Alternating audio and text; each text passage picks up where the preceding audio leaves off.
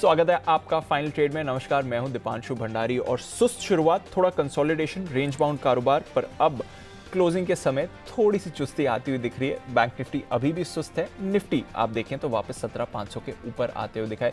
इस पूरे दिन में हमने देखा है कि करीब 100 से 150 पॉइंट्स की रेंज में ही निफ्टी ने कंसोलिडेट करा है। थोड़ी देर के लिए 17,400 के नीचे गया था पर वापस ऊपर आया। 17,400 पूरे समय होल्ड किया है, अब 17,500 के ऊपर आते हुए दिख रहा है। बैंक निफ्टी भी पूरे दिन कंसोलिडेट करते हुए दिखा था, 37,000 के नीचे भी गया था पर वहां से संभल कर अब आप देख रहे हैं 37,000 के ऊपर ही बैंक निफ्टी ट्रेड कर रहा है। तो करीब 500 अंकों के दायरे में आपको दिखा है बैंक निफ्टी, 150 अंकों के दायरे में रहा है निफ्टी। देखते हैं वीकली एक्सपायरी किन लेवल्स पर होगी। आइए इस समय की बड़ी बातें क्या हैं यहां पर डाल लेते हैं पहले नजर। उतार चढ़ाव के बीच रेंज बाउंड एक्शन 17,500 के पास निफ्टी बैंक फिलहाल आपको 150 अंक नीचे दिख रहा है, 37,150 के करीब। Infra, metal, FMCG, PSU banks, साथ ही मिड कैप, स्मॉल कैप्स, यहां पर आ रहा है सबसे ज्यादा एक्शन। थोड़ी नरमी आईटी, रियल एस्टेट, फाइनेंशियल्स और प्राइवेट बैंक्स में दिख रही है। कोई ऐसी भारी गिरावट कहीं आपको नहीं दिखेगी, बट हल्की हल्की नरमी आती हुई दिख रही है। ग्लोबल मार्केट्स 3 दिनों से दमदार एक्शन में है। आज थोड़ी सी सुस्ती आपको आती हुई दिखेगी। मामूली सी गिरावट डाउ फ्यूचर्स पर करीब 50-60 अंक नीचे। यूरोप के बाजार ठीक ठाक कारोबार करते हुए दिख रहे हैं। तो ग्लोबल क्यूज हैं ठीक ठाक, हमारे बाजार भी एक रेंज बाउंड कंसोलिडेशन दिखा रहे हैं। देखते हैं वीकली एक्सपायरी की तरफ किस तरह एक्शन बनते हुए दिखेगा। अनिल जी, एक अच्छी बात है, बाजार ने आज रेंजेस को रिस्पेक्ट किया है। करेक्ट, निचले स्तरों पर भी और अपसाइड पर भी। जो आप सुबह बोल रहे थे आज थोड़ा कंसोलिडेशन, मुनाफा वसूली का दिन है, होते हुए दिखाए। क्या वो मुनाफा वसूली या थोड़ा जो होना था हो गया? आखिरी 1.5 घंटे में एक्शन एक्सपेक्ट करें या फिर इसी तरह से रहने वाले बाजार? नहीं तो आप क्या चाहते हैं? मतलब ऐसा, मतलब अगले 1.5 घंटे नहीं, अगले 1.5 घंटे ऐसे ही टाइम पास हो या एक्शन होना चाहिए? एक्शन होना चाहिए। मजा तो तभी आता है। मजा तभी आया तो मजा आना चाहिए। तो मजा आने का मतलब ये है कि दोनों तरफ के ट्रेड रहेंगे अभी भी। डाउ फ्यूचर्स 50-60 नीचे है। एक्सपायरी के दिन 17,500, जो ट्रेडिंग रेंज इतनी परफेक्ट बनी है दीप, 17,400 नीचे, 17,600 ऊपर, इसके किसी भी एक सिरे में बाहर निकलना नहीं है। बहुत परफेक्ट सपोर्ट रेंज है। 17,375, 17,425, 550 पॉइंट की रेंज ये परफेक्ट है सपोर्ट। ऊपर 500, 550 परफेक्ट रेंज है जहाँ पर रुकावट है। सो अब हमें क्या करना है, जैसे 17,425 इसके नीचे आना शुरू करें, यहाँ से खरीदना शुरू करना है। वही रेंज सुबह भी दी थी, 375, 400, 425 यहाँ लेना है। 400, 425 की रेंज से वापस 125 पॉइंट की रिकवरी आ गई। 550 के ऊपर निकलेगा तो फ्रेश ब्रेकआउट होगा 600 के लिए, और 400 के नीचे अब वापस जाएगा तो 350 तक का। तो ब्रॉडली यही रेंज में ट्रेड करना है। इस रेंज में अभी 500 पर है बीचों बीच में। वेट एंड वॉच, इंतजार, क्योंकि डेटा जिस तरह के बने। और आज मैं पहले बता दूं आपको, मैं जल्दी दूंगा स्ट्रेटेजी। एक्सपायरी का दिन 2:20 का टाइम मेरे लिए फिक्स कर लीजिए। बिल्कुल सर, तो इसलिए अभी ज्यादा नहीं बता रहा, 2:20 पर 2:20। हाँ, एक बार बंसल जी ने जब से ऐसा काम करवाया ना, उसके बाद मैंने भी सोच लिया अपना भी यही काम करवाने का। अपना टाइम फिक्स 2:20। Done sir, 100%। चलिए, थोड़ी देर में अनिल जी से स्ट्रैटेजी लेंगे। आज थोड़ी जल्दी लेंगे क्योंकि वीकली एक्सपायरी भी है। पर तब तक कौन से स्टॉक्स हैं खबरों के दम पर एक्शन में और आने वाले दिनों के लिए कुछ अहम इवेंट्स, आइए नजर डालते हैं इन पर मानसी और वरुण के साथ। मानसी, गुड आफ्टरनून, बताएं कौन से इवेंट्स पर रखनी है? Good afternoon Deepanshu. आज के ट्रिगर्स की अगर बात करें, रेडगेन ट्रैवल टेक्नोलॉजीज का आईपीओ आज बंद हो जाएगा। प्राइस बैंड 405 से 425 रुपये प्रति शेयर का है। इसके अलावा बोर्ड कुछ बैठक होने वाली है जो कि काफ़ी ज़रूरी है। अब 3 बजे हाउसिंग एंड अर्बन अफेयर्स की बैठक है। पीएम स्वनिधि योजना के ड्राफ्ट पर इस बैठक में चर्चा होगी। वहीं आज शाम स्टील मंत्री, उद्योग मंत्री और एमएसएमई मंत्री स्टील कंपनीज के साथ बातचीत करने वाले हैं, तो इस पर भी नजर रहेगी। कल 10 दिसंबर के दिन कई सारे अपडेट्स हैं। स्टार हेल्थ की लिस्टिंग कल होने जा रही है। प्राइस बैंड 870 से 900 रुपये प्रति शेयर का तय किया गया है। वहीं श्रीराम प्रॉपर्टीज का आईपीओ कल बंद हो जाएगा। प्राइस बैंड जिसका 113 से 118 रुपये का तय किया गया है। इसी दिन मेट्रो ब्रांड्स लिमिटेड का आईपीओ कल से लेकर 14 दिसंबर तक खुलेगा। इसका प्राइस बैंड 485 टू 500 का है। साथ ही ABB power products and systems India limited का नाम जो है वो कल से बदल जाएगा। बदलकर हिताची एनर्जी इंडिया लिमिटेड कल से होता हुआ दिखेगा। कोटक महिंद्रा बैंक 10 से 11 दिसंबर को बोर्ड बैठक में पूंजी जुटाने को लेकर सोच विचार करेंगे। वहीं कुछ डेटा कल इंपॉर्टेंट आने वाले हैं। एक तो अक्टूबर आईआईपी के आंकड़ों पर फोकस रहेगा और यूएस के इन्फ्लेशन के डेटा भी कल आते हुए दिखेंगे, तो इस पर भी हमारी नजर रहेगी। 11 दिसंबर के दिन वेदांता पर फोकस रखिए। शनिवार के दिन 11 दिसंबर को दूसरे अंतरिम डिविडेंड पर कंपनी का सोच विचार करेगी, तो इसका एक इम्पैक्ट नेक्स्ट ट्रेडिंग सेशन सोमवार के दिन आता दिख सकता है। ओके, तो ये है आपके लिए ढेरों ट्रिगर्स जहां पर आपको रखनी है नजर। आइए कुछ खबरों के बारे में भी जानते हैं वरुण के साथ। गुड आफ्टरनून वरुण, बताइए। गुड आफ्टरनून दीप। तो सबसे पहले यहाँ पे डॉक्टर रेड्डीज, इस कंपनी ने ब्लड प्रेशर की एक नई दवा जो है वो अमेरिका में लॉन्च कर दी है। आईटीसी 14 दिसंबर को इन्वेस्टर और एनालिस्ट डे है, पहले बार ये रख रहे हैं, तो इसके लिए स्टॉक में आपको हलचल भी देखने मिल रही है। टीवीएस ग्रुप कंपनी ने ग्रुपो क्यू के साथ एक करार किया है, तो इसके चलते स्टॉक में भी आज एक्शन देखने मिल रहा है। सब्सिडरी एक्टिव मोटर्स एसए के साथ जो करार है वो इस कंपनी ने किया है। भारतीय एयरटेल इन्वेस्ट इंडिया के साथ इन्होंने करार किया है। स्टार्टअप इनोवेशन चैलेंज लॉन्च करने के लिए करार जो है वो किया गया है। श्याम मेटालिक्स स्पॉन्ज आयन उत्पादन क्षमता में 20% के आसपास की बढ़ोतरी का ऐलान इस कंपनी ने किया है। आईओबी 719 करोड़ के एनपीए की बिक्री की बोली मंगाई है इस बैंक ने, और बैंक ऑफ बड़ौदा ने 434 करोड़ के 13 एनपीए की बिक्री के लिए बोली मंगाई है। ब्लॉक डील्स कुछ हुए जिसमें कल्पतरु पावर में प्री ओपन में करीब 44.5 लाख शेयर्स के बड़े सौदे हुए। आईएफएल फाइनेंस में 1 करोड़ 2 लाख शेयर्स के बड़े सौदे हुए हैं। ट्राइडन में 1.37 लाख करोड़ शेयर्स के बड़े सौदे हुए हैं। और कुछ देर पहले मेरे ख्याल से सीक्वेंट साइंटिफिक में भी काफ़ी सारे बड़े सौदे हुए हैं। करीब माना जा रहा है कि करीब 1.5 करोड़ शेयर्स के आसपास के बड़े सौदे हुए हैं। इसके अलावा जेके फाइल्स एंड इंजीनियरिंग के आईपीओ के लिए उन्होंने इस कंपनी ने अर्जी दे दी है। करीब 800 करोड़ के आसपास ये जुटाने वाले हैं। रेट गेन का आईपीओ 10.37 टाइम्स भरा है। श्रीराम प्रॉपर्टीज 1.36 और सीई इन्फो सिस्टम पहले दिन भर गया 1.16 टाइम्स जो है ये आईपीओ भर चुका है। जेके फाइल्स वाला तो रेमंड्स वाली कंपनी है, वही है उसी का आईपीओ जो हमारी खबर भी थी, उसके लिए अर्जी दे दी है इन्होंने। अच्छा, अर्जी भी दे दी, अर्जी डाल दी, फास्ट 800 करोड़। बढ़िया है, कुंभ का मेला लगाओ डुबकी सारे आईपीओ के लिए, सारे स्टार्टअप जो है। बिल्कुल सर, मौका मिलेगा नहीं इससे बढ़िया, जिसको लेना है लूट लो। ओके, तो सारे आईपीओ तैयार है, एक के बाद एक खुल रहा है, एक बंद हो रहा है, मतलब सभी को भी वो शेड्यूलिंग करनी चाहिए सर, अपॉइंटमेंट के हिसाब से। ऐसा है कि बीच में एक बार बात हुई थी जिसमें 8 आईपीओ एक साथ थे, तब हमने कहा भी था कि भाई होना चाहिए कुछ मौका मिले। वैसे तो आजकल किसी को मिलते ही नहीं अलॉटमेंट, अच्छे आईपीओ में मिलते नहीं है, जिसमें मिल जाते हैं उसकी लिस्टिंग चलती नहीं। भगवान भरोसे। चलिए, तो ये है ढेर सारी खबरें। आइए, एक्सपर्ट्स हमारे साथ तैयार हैं। आपने बात करी वीक लिस्टिंग की, पेटीएम के लिए खबर आ रही है और स्टॉक भी थोड़ा एक्शन में, अभी खबर आई है सर, और स्टॉक भी एक्शन में आ रहा है, इसलिए कर रहा है। शेड्यूल बैंक का स्टेटस आरबीआई से मिल गया है सर, इसके लिए अच्छी खबर है। आज एक खबर और भी अच्छी है, ये कौन सी सर? जो नोटिस नहीं हुई, ये इसको एएसएम से बाहर निकाल दिया। एएसएम से बाहर आए सुबह, हाँ बिल्कुल। और ऊपर से एक महीना इसका कब पूरा हो रहा है? वो एंकर इन्वेस्टर वाला कल परसों में ही होने वाला है शायद, 15 तारीख को, 2-4 दिन में। ठीक है, इसकी भी सप्लाई देखते कितनी खत्म होती है, इंटरेस्टिंग होगा। बट फिलहाल पेटीएम के लिए अच्छी खबरें। आइए, बिगुल पहला हर रोज की तरह, वागले साहब, वागले का वंडर।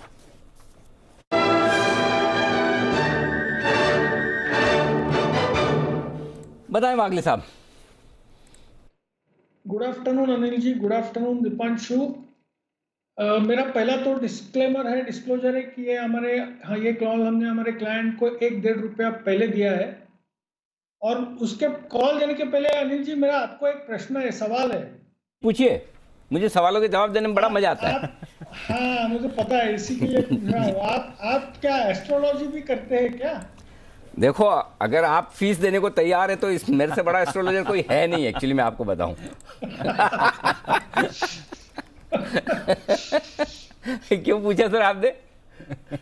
क्योंकि मेरा कॉल है ग्रैन्यूल्स में, इसमें आज बड़ा वाला ब्रेकआउट आया और इसका शायद आपने कल ही जिक्र किया था। और कल मेरे हिसाब से तो चार्ट में आज ही मेरे चार्ट्स पे आया है, तो मैंने सोचा आप एस्ट्रोलॉजी भी जानते हैं। अभी 333 334 के भाव पे ले ले।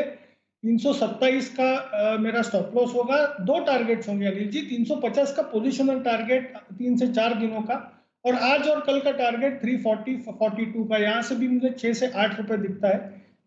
334-35 के ऊपर सस्टेन करता है, 330 का स्टॉप लॉस रख के नियर 333 बाय करेंगे। 3 रुपए की रिस्क बनेगी और आपका रिवॉर्ड एक 6 से 8 रुपए आज का, 2 से 3 दिनों का लगभग एक 15 से 18 रुपया का रिवॉर्ड बनेगा। 355-360 तक ये स्टॉक जा सकता है।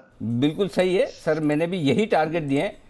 और पहले और दूसरे टारगेट, 329 का पहला टारगेट, 335 का दूसरा टारगेट, दोनों टारगेट आ गए आपके लिए।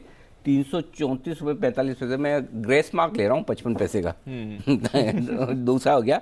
लेकिन कल भी हम ये बात कर रहे थे, लंबे टारगेट के लिए थोड़ा डील दे के रखिए। तो 345 तीसरा टारगेट है, 55 और 60 फाइनल, 360 तक के टारगेट के लिए ये खुल रहा है। तो अब वागले साहब के लिए आगे की रहा। और वागले साहब को दिल से धन्यवाद। जबरदस्त कॉल। ग्रैन्यूल्स, अनिल जी की कॉल कल की, टारगेट्स भी आ रहे हैं और अब वागले साहब की तरफ से भी ये कॉल आपके लिए। आइए देखते हैं राकेश जी कुणाल जी को क्या पसंद है बिगुल स्पेशल पिक का, राकेश जी कुणाल जी के लिए।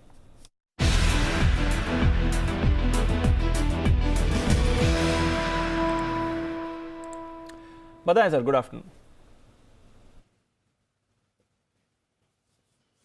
Good afternoon Deepanshu. अभी अनिल जी ने बोला दीपांशु कि उनको सवालों के जवाब देने में काफी मजा आता है, काफी अच्छा लगता है। तो अनिल जी, पहले तो अनिल जी आपसे सवाल है, आपने जो कई स्टॉक्स अनिल जी रिकमेंड करे थे, मतलब कि 2-3 साल पहले 4 गुना हो चुके हैं, तो एक स्टॉक जो आपने 12-12.5 रुपए के अराउंड रिकमेंड किया था, सिर्फ अभी 2x हुआ है और वो 4x की तरफ जा रहा है। तो अनिल जी वो कौन सा स्टॉक है, आप बताएंगे कि हम बताएं? 12-12.5 में तो आइडिया रिकमेंड किया था, लेकिन 2x नहीं हुआ वो अभी अभी तो नहीं। अगर हाँ एफएनओ में किसी ने लिया हो तो मार्जिन के हिसाब से 2x हो गया होगा, ऐसे नहीं हुआ। कौन सा? नहीं अनिल जी 3 साल पहले रिकमेंड किया था, 2-3 3 साल पहले IOL, Jammu Kashmir bank, oil chemical. अरे सुमित जी बता रहे, अरे मेरी मदद ध्यान हो, एक बार जब आप दिल्ली में थे तो एमटीएनएल आपने रिकमेंड किया था काफी स्ट्रांगली। अरे वाह, सुमित जी को बधाई, सुमित जी ने याद रखा, बिल्कुल सुना। हाँ हाँ, जिसका नाम पहले फुल फॉर्म मेरा टेलीफोन नहीं लगता वही एमटीएनएल। हाँ अनिल जी, हाँ तो अनिल जी वही एमटीएनएल अब बड़े चार्ट पर एक बड़ा ब्रेकआउट दिखा रहा है और इस बड़े चार्ट के बड़े ब्रेकआउट के टारगेट 38-40 रुपीज के बैठते हैं, तो आपकी ओरिजिनल प्राइस से ऑलमोस्ट 4x हो जाएगा स्टॉक और इसको मिस नहीं करना है। एक तो अनिल जी ये, और दूसरा अनिल जी आजकल सुमित जी काम नहीं कर रहे हैं, आप थोड़ी खिंचाई कीजिए उनके स्टॉक, यस बैंक, एमटीएनएल हम पकड़ रहे हैं। ओवर टू कुणाल जी। अनिल जी देखिए, छोटी वैल्यू के शेयर्स में जबरदस्त तेजी है, यस बैंक चल रहा है, आइडिया चल रहा है और अनिल जी अब बारी एमटीएनएल की है। ये भी बहुत बड़ा ब्रेकआउट, ऐतिहासिक ब्रेकआउट चार्ट पर आता हुआ दिख रहा है। स्टॉक जो है वो 30 रुपए की तरफ बढ़ रहा है, इन स्तरों पर बाय करके चलें। यहां पर 1 रुपया नीचे स्टॉप लॉस रख लें, यानी कि 25 रुपए के आसपास स्टॉप लॉस रखकर बाय करने की हमारी राय है। पहला टारगेट होगा 27 रुपए 50 पैसे का, 27.5 का। इवेंचुअल टारगेट 28 रुपए 25 पैसे, 28 रुपए 50 पैसे का होगा। धन्यवाद बंसल जी याद रखने के लिए कि आपने याद रखा ये मेरी पिक के तौर पर। और जहाँ तक खिंचाई का सवाल है सुमित जी का, तो आप ऐसे कभी भी है ना सबके सामने ऐसे कभी ना बोले। अब क्या है, मैं करना भी चाहूँ तो मैं थोड़ा सा ना रुक जाता, जैसे बाकी सब लोग मुझे चुपचाप मैसेज करते हैं कि बंसल जी की खिंचाई करो, तो मैं आपकी कर देता हूँ, किसी को पता थोड़ी चलता कि सुमित जी ने बोला वो। ठीक है ना, आप भी वही फॉर्मूला लगाओ। तो आप आज के बाद कभी भी आपकी खिंचाई हो बंसल जी, आप ये मान के चले मैं तो एकदम भोला आदमी, मेरा कोई लेना देना नहीं। मुझे कोई कभी वागले साहब कहेंगे, कोई हिमांशु जी कहेंगे, तो फिर मुझे करना पड़ता है, उनकी बात में टाल नहीं सकता। कुणाल जी सबसे ज्यादा कहते हैं और सबसे ज्यादा कुणाल जी कहते हैं, जब भी आप उनके कॉल पे मानते नहीं होंगे तो कहते होंगे कि चलो ये चार्ट कॉर्नर आने नहीं दे रहे। चलिए ये मजाक मस्ती चलती नहीं। अच्छा तो कुणाल जी के अलावा तो सब कहते हैं। चलिए बाजार इस बेचारे निशान में लौटते हुए 17 जी बंसल जी। सिर्फ एक पैनलिस्ट आपको टेस्टिंग करता है, सिर्फ एक पैनलिस्ट। कौन? सिर्फ अनिल जी एक पैनलिस्ट आपको टेस्टिंग करता है, वो इस समय पैनल पे नहीं है। तो ना तो सुमित जी ऐसा करते हैं, ना वागले जी, ना कुणाल जी। चलिए बढ़िया है। तो एमटीएनएल 6 लाख शेयरों का 6 लाख शेयर तो एमटीएनएल के लिए छोटे हैं। आपकी कॉल बंसल जी की कॉल के बाद बंसल जी की कॉल 6 लाख शेयरों का सौदा तो ठीक है, छोटा ही है जी। ओके, तो काफ़ी सारे स्टॉक्स आ रहे हैं एक्शन में और बढ़िया तेज़ी इस पर बन रही है। और बैंक निफ्टी सुस्त है बट निफ्टी में आपको अच्छा मूव आते हुए दिख रहा है। एक स्टॉक अनिल जी इस पर बात भी करेंगे और थोड़ी देर में हमारी रिसर्च टीम भी कुछ रिसर्च इसके लिए लेकर आएगी, पर आईटीसी इग्नोर नहीं कर सकते हैं क्योंकि लंबे समय बाद आईटीसी पर अच्छी मूव आ रही है और निफ्टी का टॉप गेनर है इस समय। पहली बार ये एनालिस्ट मीट करने वाला है 14 तारीख को। हिमांशु जी जरा आईटीसी का चार्ट देखें, बताएं जो मूव आई है, ट्रेड बनता है इस पर सर? से ना पूछें। एनीवेज देखिए चार्ट पर 225-226 रुपए के ऊपर ये जो स्टॉक निकला है, तो यहाँ पर कहीं ना कहीं जो करेक्शन है उसका पूरा होने का एक कंफर्मेशन चार्ट पर आता हुआ नजर आया। लेकिन जिस तरह की तेजी आईटीसी में देखने को मिल रही है उस लेवल को कटने के बाद, वो कुछ इस तरह का पैटर्न और बिहेवियर है जो यूजुअली हमें आईटीसी में देखने को नहीं मिलता। ऑफ कोर्स जिस तरह से इन्वेस्टर्स मीट की खबरें हैं, शायद उसके चलते यहाँ पे खरीदारी बनते हुए नजर आई है। टेक्निकल सेटअप ये इंडिकेट करता है कि 240-245 रुपए तक ये जो मूव है ये एक्सटेंड हो सकती है। तो मुझे लगता है कि यहाँ पर ट्रेडिंग के पर्सपेक्टिव से यहाँ पर 230 के नीचे के स्टॉप लॉस के साथ तेजी की पोजीशन बनाई जा सकती है। 242-245 रुपए के अपने रिस्क के टारगेट पे तेजी की पोजीशन बनाकर चलने की सलाह है। आईटीसी इस पर रखिए नजर। और पिछले हफ्ते सुमित जी का भी भरोसा था, उन्होंने कहा था 10 से 15 रुपए की मूव आ सकती है और वो आती हुई दिख रही है। सबसे पहले पकड़ा था सबसे पहले पिछले हफ्ते। उस समय तो मैं भी सुमित जी पे डाउट कर रहा था, मैंने कहा इतना जल्दी आईटीसी। हाँ वो मतलब मैंने कहा कि इतनी बार, मतलब हम तो दूध के जले छाछ को भी फूंक फूंक पे और ये तो दूध को भी मतलब है ना मसाला दूध की तरह वाले पीते आराम से। सुमित जी उस समय क्या दिखा? अनिल जी, आपने ये भी कहा था कि 3-4 दिन के बाद याद दिलाऊंगा वापस आईटीसी का भाव आता है कि नहीं आता है। बिल्कुल याद है, बिल्कुल बिल्कुल बिल्कुल। और जबरदस्त, वाकई में मानना पड़ेगा, बहुत बढ़िया एक्शन, बहुत बढ़िया मूव, एकदम समय पर। और आज खबर बहुत अच्छी आई है बिल्कुल कि 14 दिसंबर को आईटीसी अपनी पहली बार एनालिस्ट और इन्वेस्टर डे मनाने जा रही है। तो हमारा तो एक ही सिंपल सिस्टम है, कोई भी आप डे मनाए, डे कौन सी मनाते हैं, बर्थडे, एनिवर्सरी डे, इसी तरह का, या फिर कोई ऐसा मतलब स्पेशल आयोजन, तो उसमें क्या होता है, खिलाया पिलाया जाता है, फिर रिटर्न गिफ्ट दिया जाता है। तो आईटीसी के टॉप मैनेजमेंट रिटर्न गिफ्ट देंगे कुछ ना कुछ, बड़ा डिविडेंड दो, पैसे बहुत सारे पड़े इनके पास, या फिर कोई बढ़िया अनाउंसमेंट कर दो, तो लोगों के चेहरे, इतने सालों से मुरझाए हुए चेहरे हैं आईटीसी के इन्वेस्टर्स के, है ना, अब टाइम आ गया है। जैन साहब, कुछ होगा ऐसा 14 दिसंबर को? जैन साहब आ गए हैं ना? अनिल जी, एक बार रिपीट करना पड़ेगा। हाँ, अच्छा, ओ माय गॉड, मैं तो आपको सवाल पूछा, आप तो शादी में बिजी थे ना। अच्छा, आप जब शादी में बिजी थे, हाँ, पीछे से तब तक वो खबर आ गई कि आईटीसी पहली बार 14 दिसंबर को एनालिस्ट और इन्वेस्टर डे मना रहा है, तो क्या उम्मीद करें कि आईटीसी 14 दिसंबर को कोई बढ़िया रिटर्न गिफ्ट देगा? दे सकते हैं। देखिए अनिल जी, जिस तरीके से आईटीसी अंडर परफॉर्म किया और जिस तरीके से इतने मीम्स बनने लग गए और जिस तरीके से लोगों ने एक तरीके से स्टॉक को एज एन इन्वेस्टर डिस्कार्ड किया हुआ है, और कुछ फंड्स भी ईएसजी की वजह से कई बार नहीं ले रहे हैं, बट मुझे ऐसा लगता है कि आईटीसी, जब ये बहुत अच्छी न्यूज है, मुझे लगता है कोई ना कोई हो सकता है कि कुछ अच्छी न्यूज दें ये लोग। डिविडेंड की तो लास्ट ईयर दिए ही थे, और हो सकता है कुछ वैल्यू अनलॉकिंग हो, आईटीसी इन्फोटेक रिलेटेड कोई न्यूज हो, और कुछ डीमर्जर रिलेटेड न्यूज हो। But yes, they have been very cautious now, and जो उनके मैनेजमेंट को, एमडी को भी सुन के जो बात समझ में आती है कि they have been very cautious now, उनको काफी चिंता है कि उनके शेयर्स के भाव नहीं बढ़ रहे हैं, या फिर उनको वो रेटिंग नहीं मिल रही है, वैल्यूएशन। तो मुझे लगता है कि ये चीज कुछ ना कुछ बड़ी न्यूज आने वाली है। तो कुछ ना कुछ बड़ी न्यूज़ आने वाली है, और काफ़ी लंबे समय से इंतज़ार भी आईटीसी पर कुछ गुड न्यूज़ आई। देखिए एनालिस्ट डे, इन्वेस्टर डे पर क्या आपके लिए निकल कर आता है। पर डीएलएफ, ये है एक और काउंटर जहां पर रखनी है आपको नज़र। क्या है कंपनी के मेगा प्लान्स आगे के लिए, आइए जानते हैं मानसी के साथ। मानसी, बताइए क्या चल रहा है डीएलएफ में? बिल्कुल दीपांशु, काफ़ी डिटेल प्लान्स डीएलएफ बनाकर चल रही है। FY22 की दूसरी छमाही में करीब 1800 करोड़ के प्रोजेक्ट्स लॉन्च करने की योजना कंपनी बनाकर चल रही है। 77 लाख वर्कफुट के प्रोजेक्ट्स लॉन्च किए जाएंगे। आपको बता दें, इसमें वैल्यू होम्स, प्रीमियम और कमर्शियल प्रॉपर्टी के प्रोजेक्ट्स पर खास तौर से फोकस होगा। और इन दिनों सबसे बड़ा यहाँ पर एक टारगेट कोई रियल एस्टेट कंपनी अगर सेट कर रही है तो वो डीएलएफ है, कि इतने बड़े लेवल पर ये नए लॉन्चेस करने जा रही हैं। ग्रोथ प्लान्स को अगर और बाइफोकेट करके समझे, सिंगापुर सोवरेन फंड जीआईसी के साथ मिलकर मिड टाउन प्रोजेक्ट जो है वो कंपनी बना रही है, और जल्द ही इस प्रीमियम रेजिडेंशियल प्रोजेक्ट का पहला फेज जो है वो तैयार होने की संभावना है। इस प्रोजेक्ट की यहाँ पर रेवेन्यू पोटेंशियल अगर देखें करीब 12,000 से 15,000 करोड़ की है। तो एक बड़ा project, mid town project Gurgaon में जो कि कंपनी बना रही है, इसका पहला फेज जल्द तैयार हो जाएगा। गुड़गांव रियल एस्टेट मार्केट पर कंपनी का खास फोकस है, और 800 करोड़ के इंडिपेंडेंट फ्लोर्स लॉन्च करने की कंपनी योजना बनाकर चल रही हैं।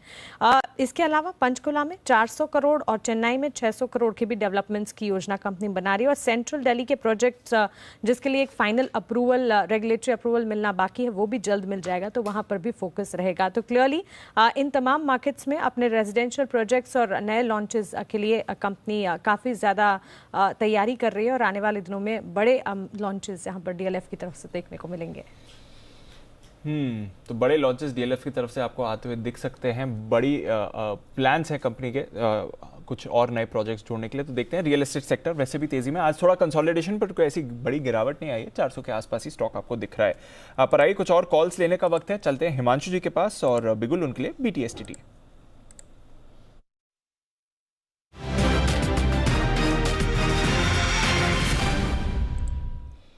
बताएं हिमांशु जी। दीपांशु जी, कैश सेगमेंट का स्टॉक है जो मेरे रडार पर आया है। स्टॉक का नाम है पोकरना, और यहाँ पर एक काफी अच्छा ब्रेकआउट होते हुए नजर आ रहा है, स्पेशली इंट्राडे चार्ट्स में। एक इन्वर्टेड हेड एंड शोल्डर का ब्रेकआउट इस स्टॉक में बनता हुआ नजर आ रहा है, और मुझे लगता है कि ये स्टॉक यहाँ से एक अच्छी तेजी दिखाने के लिए तैयार है। स्टॉक हायर लेवल से थोड़ा सा करेक्ट हुआ था, लेकिन एक स्ट्रॉन्ग स्टॉक की तरह बहुत ज्यादा गिरावट स्टॉक में एक बाजार की करेक्शन में भी देखने को नहीं मिली।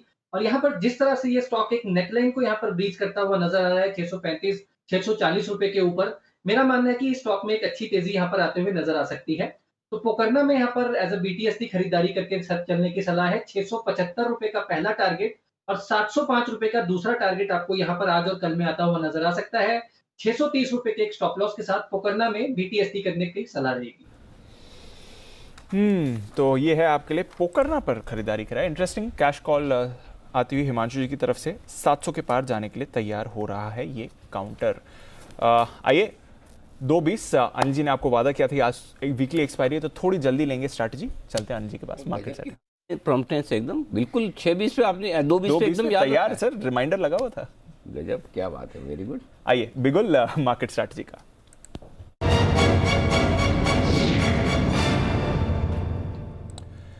सर थोड़ी सुस्ती है डाउ फ्यूचर्स में, मामूली गिरावट है 60 अंकों की, कोई ऐसी भारी गिरावट नहीं है। नैस्डैक फ्यूचर्स भी हल्की गिरावट दिखा रहे हैं। यूरोप के बाजार 1/4% तक ऊपर है।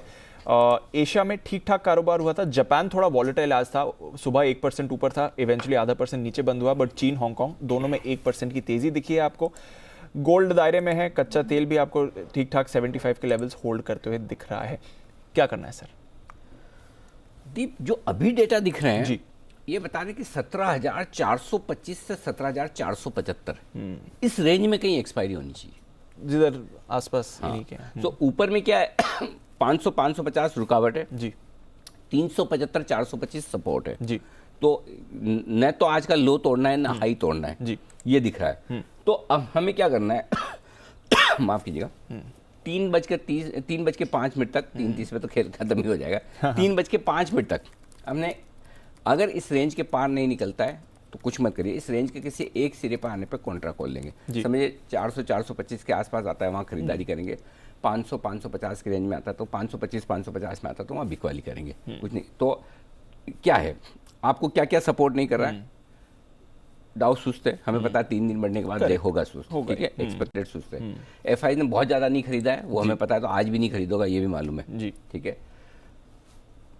पुट कॉल रेशियो थोड़ा हायर साइड पे, वो आज पता है कि आज वीकली एक्सपायरी के बाद कल थोड़ा ठीक हो जाएगा। ये 3 चीजें हैं जो थोड़ा ऊपर में आपको टिकने नहीं दे रही। नीचे सपोर्ट किस बात का आ रहा है, ट्रेडर्स आज फुल एक्टिव है, फुल मतलब गजब वाले एक्टिव है। और कैश के स्टॉक्स में जो एक्शन है, मतलब आप बताने समय मतलब इतने कैश के स्टॉक्स रडार पे आ रहे हैं, 2, 4, 5 आज के 2000 हो जाए वैसा, मतलब इतना। लेकिन जब तक सोचे देखें तब तक वो स्टॉक ही 4-5% भाग रहे हैं, तो फिर वो देने का मतलब नहीं। अदरवाइज तो एक कैश के स्टॉक्स में ब्रॉडर मार्केट में पार्टिसिपेशन है, ट्रेडर्स फिर से एक्टिव हो गए हैं, रिस्क ऑन ट्रेड हो रहा है जी। दूसरा लोकल फंड्स खरीद रहे हैं जी। तीसरा ये मानकर हम चल रहे हैं कि FIs बेच भी रहे होंगे लेकिन ज्यादा नहीं, और थोड़ा सा ट्रेडिंग मोमेंटम ऊपर की तरफ आ गया। तो ये सारी चीजें हैं जो बाजार को आपको जोश दे रही है, ठीक है। तो न ज्यादा गिरेंगे न ज्यादा बढ़ेंगे, रेंज बाउंड रहेंगे। तो सुबह का पहला एक डिप आना था, इसलिए हमने कहा खाली रहेंगे तो आप नीचे खरीद पाएंगे, और सही लेवल पे मिल भी गया। तो अभी 525-550 आए वहाँ प्रॉफिट बुक करें, 400-425 आए वहाँ खरीदें, वेट एंड वॉच, ये डेटा है। क्यों 17,400 के नीचे एक्सपायरी नहीं होगी, 84 लाख शेयरों का ओपन इंटरेस्ट है, हाईएस्ट है सपोर्ट। 17,600 के ऊपर नहीं होगी क्योंकि वहाँ पर 97 लाख शेयरों का ओपन इंटरेस्ट है, हाईएस्ट बहुत दूर है जी। बीच में 17,500 मेक और ब्रेक लेवल है, और इसीलिए मैं 17,500 के नीचे की एक्सपायरी की बात कर रहा हूँ। क्यों, क्योंकि 17,500 के पुट पर 70 लाख शेयर हैं, 52 लाख शेयर आज ही जुड़े हैं। तो पुट राइटर्स बड़े बैठे हैं, लेकिन उसके नीचे ट्रेड कर रहा है जी, और एक्सपायरी का दिन है, 1 घंटा बचा है, और 17,500 पे कॉल राइटर 73 लाख शेयर है। सो इसलिए थोड़ा सा 17,500 या इसके नीचे की एक्सपायरी के डेटा बनते हुए दिख रहे हैं। ओके, और नीचे का मतलब बहुत ज्यादा नीचे नहीं, अगर 17,475 भी हो जाए तो बड़ी बात नहीं, जहां हैं हम वहीं के वहीं। तो अभी तक डेटा ये दिख रहे हैं, लेकिन 3 बजे तक कोई बड़ा मूव आए तो फिर हम चेंज करेंगे। अदरवाइज अभी डेटा ये बता रहे हैं कि इसके आसपास 17,425-475 की रेंज में एक्सपायरी होनी चाहिए। अब आइए बैंक निफ्टी, ऐसा लग रहा है कि 37,000 के नीचे नहीं जाना चाहिए, बिल्कुल वहीं पर है। एग्जैक्टली हाँ, नहीं जाना चाहिए क्योंकि 37,000, और अगर एक्सपायरी खराब होगी तो उसकी जिम्मेदार बैंक निफ्टी नहीं, बैंक निफ्टी होगा। अच्छा, क्योंकि 37,000 के पुट पर हाईएस्ट ओपन इंटरेस्ट है दीप 43 लाख शेयरों का, 24 लाख शेयर आज जुड़े, ये होल्ड होना चाहिए। तो मेरा ये समझना है 36,900 37,000 स्ट्रॉन्ग सपोर्ट है। असली कमजोरी 36,900 के नीचे होगी, अदरवाइज नहीं। ऊपर में 37,200 37,300 रुकावट है, वहां पर जो कॉल राइटिंग होकर रखी है, 37,500 तो पार ही नहीं होगा। सो आपको 36,900 37,000 सपोर्ट के तौर पे करना है, 36,200 36,300 रुकावट के तौर पे, इस तरह से। तो एक्सपायरी के दिन आखिरी 1 घंटे में ये रेंज और ये लेवल निकल कर आ रहे हैं आपके लिए। अंडरस्टूड। तो रेंज बाउंड है और लेवल्स जो हैं वो आपको ध्यान में रखना है। क्लियर है सर। तो चलिए, ये था आपके लिए पूरा डेटा विश्लेषण और अनिल जी की तरफ से मार्केट स्ट्रैटेजी भी इस समय। आईटीसी सर, जो हम बात कर रहे थे, कुछ बड़े सवाल अब इन्वेस्टर्स के दिमाग में बन रहे हैं कि ये इन्वेस्टर डे, एनालिस्ट डे जो है, यहाँ पर क्या निकल कर आ सकता है, या फिर कैसे ऐसे सवाल हैं, कौन से ऐसे सवाल हैं जिस पर निवेशक जवाब चाहेंगे मैनेजमेंट की तरफ से। और देवांशी ने थोड़ी रिसर्च करी इस पर और जानना चाहे कि क्या लोग रियली जानना चाहते हैं आईटीसी के। बताइए देवांशी, क्या निकल कर आ रहा है इसमें? बिल्कुल दीपांशु, आप देखिए, या तो डीमर्जर या तो मर्जर। सबसे पहले तो यही जानना चाहते हैं कि कंपनी डीमर्जर को लेके क्या प्लान्स है, क्योंकि लगातार ये बातें होती हुई दिख रही हैं कि कंपनी अपने बहुत सारे जो सेगमेंट्स हैं उनको अलग करती हुई दिख सकती है, ताकि एक क्लियर कट जो एनालिसिस है वो हो सके। और इसके चलते आप देखिए यहाँ पे जो कंपनी है वो किस किस सेगमेंट को डीमर्ज करती है, ये सबसे अहम होगा देखना इन्वेस्टर मीट में। इसके साथ ही एफएमसीजी कारोबार के इंटीग्रेशन को लेके किस तरह से प्लान्स बनते हुए दिख रहे हैं, ये भी सबसे अहम बात यहाँ पे बनते हुए दिख रही है। तीसरी बड़ी बात, आप देखिए, जो स्पाइसेस कारोबार है वहाँ पे हमने देखा था अभी कंपनी ने हाल ही में खरीदारी की है, तो इसको अधिग्रहण के चलते आने वाले समय में किस तरह से प्लान्स बनते हुए दिख रहे हैं, क्या रोड मैप बनता हुआ दिख रहा है, ये भी सबसे अहम बात होती हुई दिखेगी। सनराइज फूड्स में भी हिस्सा खरीदा था, आने वाले समय में किस तरह से इस पर कंपनी योजना बना रही है, इस पर नजर रहेगी। और आप देखिए दीपांशु, एक इंटरेस्टिंग फैक्ट ये निकल कर आ रहा है कि लगातार कंपनी ने बोनसेस दिए हर 5 साल पे। हमने देखा था 2005 में कंपनी ने बोनस दिया था 1:2 का, 2010 में कंपनी ने बोनस दिया था 5 साल के बाद, और उसके बाद 2016 में भी एक बार कंपनी ने बोनस दिया, और अब आ रहा है 2021। तो देखना होगा कि डिविडेंड के अलावा भी यहाँ पे क्या बोनस से भी जो शेयर होल्डर्स हैं उनको कोई सरप्राइज मिलता है। बिल्कुल, तो ढेरों सवाल हैं और finally company investor day hold भी कर रही है। बंसल जी, कोई ऐसे सवाल आपके जहां से आप मैनेजमेंट से जवाब जानना चाहेंगे सर?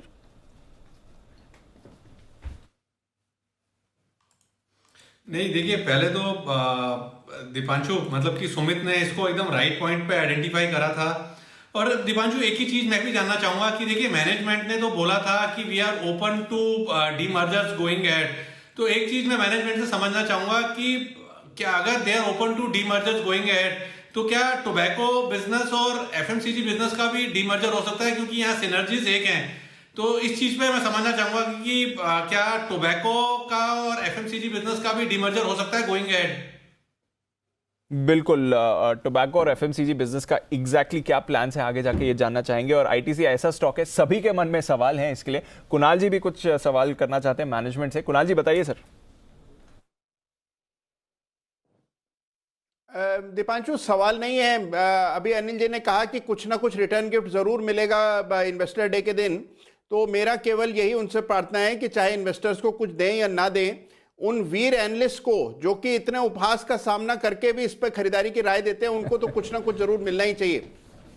बिल्कुल 100% मिलना चाहिए सभी इन्वेस्टर्स को, सभी पेशेंट एडवाइजर्स को, बट स्पेशली उन लोगों को जो पब्लिकली आईटीसी रेकमेंड करते हैं। सुमित जी ने रेकमेंड किया था, बंसल जी, कुणाल जी ने कई बार रेकमेंड किया, जैन साहब भी इसके बारे में बात कर रहे थे और अनिल जी की भी रेडार पर रहा है। तो देखते हैं आईटीसी क्या निकल कर आता है, कुछ रिटर्न गिफ्ट्स मिलते हैं या फिर मैनेजमेंट यही कहेगी कि अब स्टॉक भी आगे परफॉर्म कर सकता है, ये हमारे प्लान्स हैं और वही बेस्ट रिटर्न हो जहां तक इन्वेस्टर्स का सवाल है। तो आईटीसी, इस पर सबकी नज़र बनी हुई है। देखते हैं इस पहले इन्वेस्टर डे से कंपनी से क्या कमेंट्स निकल कर आते हैं। पर कुछ और स्टॉक्स जो आपको मूव अच्छी दिखा रहे हैं। फर्स्ट सोर्स सॉल्यूशन, जरा इस पर रखिए नजर। आज सुबह जय भी यहाँ पर खरीदारी की राय देते, 175 की कॉल पर जय ने खरीदारी की राय दी थी। अभी भी अच्छी मूव आ रही है। सेठी साहब की पिक ऑफ द डे में भी ये काउंटर था, अभी भी तेजी दिखा रहा है। सुमित जी, जरा बताएं, फर्स्ट सोर्स सॉल्यूशन जो एक्शन बना है, यहाँ से और मूवमेंट एक्सपेक्ट करें इसमें? दीपांशु, स्टॉक के अंदर पोजीशंस होल्ड करके चल सकते हैं।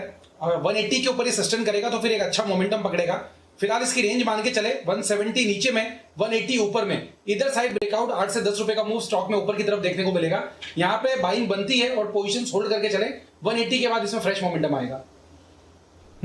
तो ये है आपके लिए फर्स्ट सोर्स सॉल्यूशन। जैन साहब, कल आपकी पिक ऑफ द डे में एक काउंटर था सर, अतुल लिमिटेड, उसमें थोड़ा एक्शन बनते हुए दिख रहा है। जरा एक बार फिर से अपनी राय दें सर। पिछले कुछ दिनों से थोड़ा मोमेंटम दिखा रहा है अतुल लिमिटेड। एक्चुअली जब से ये एफएनओ में आया है, देखिए ये तो एक मल्टीबैगर रिटर्न्स दिए ही और वन ऑफ माय फेवरेट्स भी रहा है और 10,000 के लेवल्स को आराम से क्रॉस किया हुआ था। बट जिस दिन एफएनओ में है उसके बाद से अच्छा खासा करेक्ट हुआ है और कुछ केमिकल स्टॉक्स में थोड़ा बहुत करेक्शन आया और मिड कैप स्मॉल कैप्स में करेक्शन था, वो भी एक रीजन था। बट मुझे लगता है कि ये स्टॉक में बिल्कुल ये बहुत अच्छे लेवल्स है, और जिन्होंने ले रखा वो तो देखिए वैसे भी लॉन्ग टर्म इन्वेस्टर्स होते हैं और मल्टीबैगर रिटर्न्स भी मिले हैं लोगों को, और जिस तरीके के फंडामेंटल्स है और जिस तरीके का करेक्शन आया है, अब मुझे लगता है कि डाउनसाइड बहुत ज्यादा नहीं है and one can still by the stock. और कल भी एक्शन में था, मैंने मंडे को भी ये फ्राइडे के दिन भी इवनिंग शो में दिया था मैंने, और उसके बाद कल भी मैंने पिक ऑफ द डे में दिया। एंड जस्ट बिकॉज थोड़े से क्वार्टरली नंबर्स बाकी क्वार्टर्स के मुकाबले थोड़े हल्के थे, बट आगे आने को क्योंकि ओपीएम मार्जिन पे इंपैक्ट था और उसको मार्केट थोड़ा सा ज्यादा रिएक्ट करता है ओपीएम मार्जिन पे, कहीं भी अगर फर्क आता है तो मुझे लगता है आने वाले दिनों में और भी बेहतर होगा। So one can certainly buy on declines and even buy at these levels for a target around 11,000।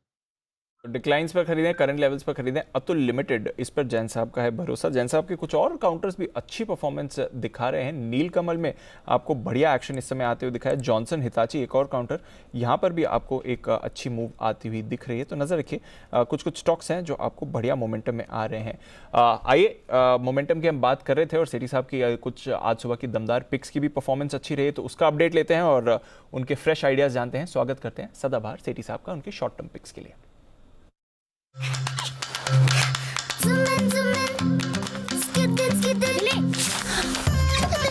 Ebix cash हर खुशी के लिए काफी है।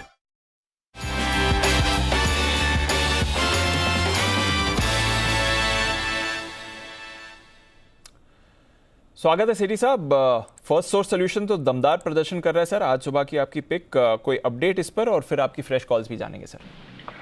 बिल्कुल दीपांशु, एफएसएल सुबह मैंने मेरी पिक ऑफ द डे में ये स्टॉक था और बहुत ही अच्छा लग रहा था, और इस स्टॉक में अभी भी कुछ भी नहीं हुआ। मुझे लगता है अपने हाइट से अच्छा खासा करेक्ट होकर वापस एक चाल शुरू हुई है, और जिस तरह से mid cap IT stocks perform कर रहे हैं, मुझे लगता है अभी भी ये स्टॉक और अच्छा प्रदर्शन करेगा। तो जिन्होंने लिया हुआ है उनको होल्ड करने की सलाह है।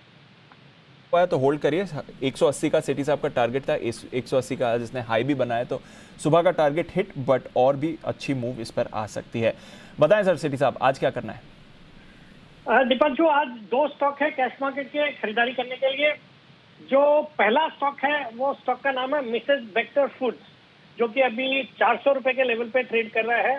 ये कंपनी एक पॉपुलर कंपनी है जो कि बिस्किट्स, ब्रेड्स और बेकरी प्रोडक्ट्स के लिए जानी जाती है। ब्रांड्स, पॉपुलर ब्रांड्स है जैसे क्रेमिका नाम का इनका ब्रांड है, इंग्लिश अवन है। फिर ये कंपनी रिटेल को तो कैटर करती है, बट इसके अलावा इंस्टीट्यूशंस को और ये जितने QSRs है जैसे मैकडोनल्ड्स है, KFC है, फिर इवन कुछ क्लाउड किचन है, इवन PVR है, इनको भी कैटर करती है। फिर जो CSB कैंटीन होती है वहां पे भी इनके प्रोडक्ट्स जाते हैं। एक जबरदस्त डिस्ट्रीब्यूशन नेटवर्क है 748 डिस्ट्रीब्यूटर्स का भारत में, और 4,58,000 रिटेल आउटलेट्स के थ्रू इनके प्रोडक्ट्स डिस्ट्रीब्यूट होते हैं।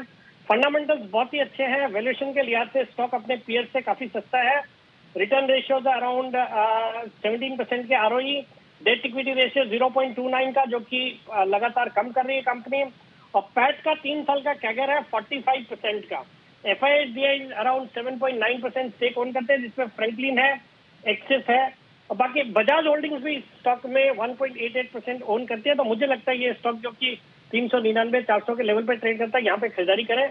420 का शॉर्ट टर्म का टारगेट है और 390 का स्टॉप लॉस। ओके, 390 का स्टॉप लॉस, 420 का टारगेट। मिसेस बेक्टर्स फूड, इस पर करनी है खरीदारी। सेठी साहब की पहली पिक आज की।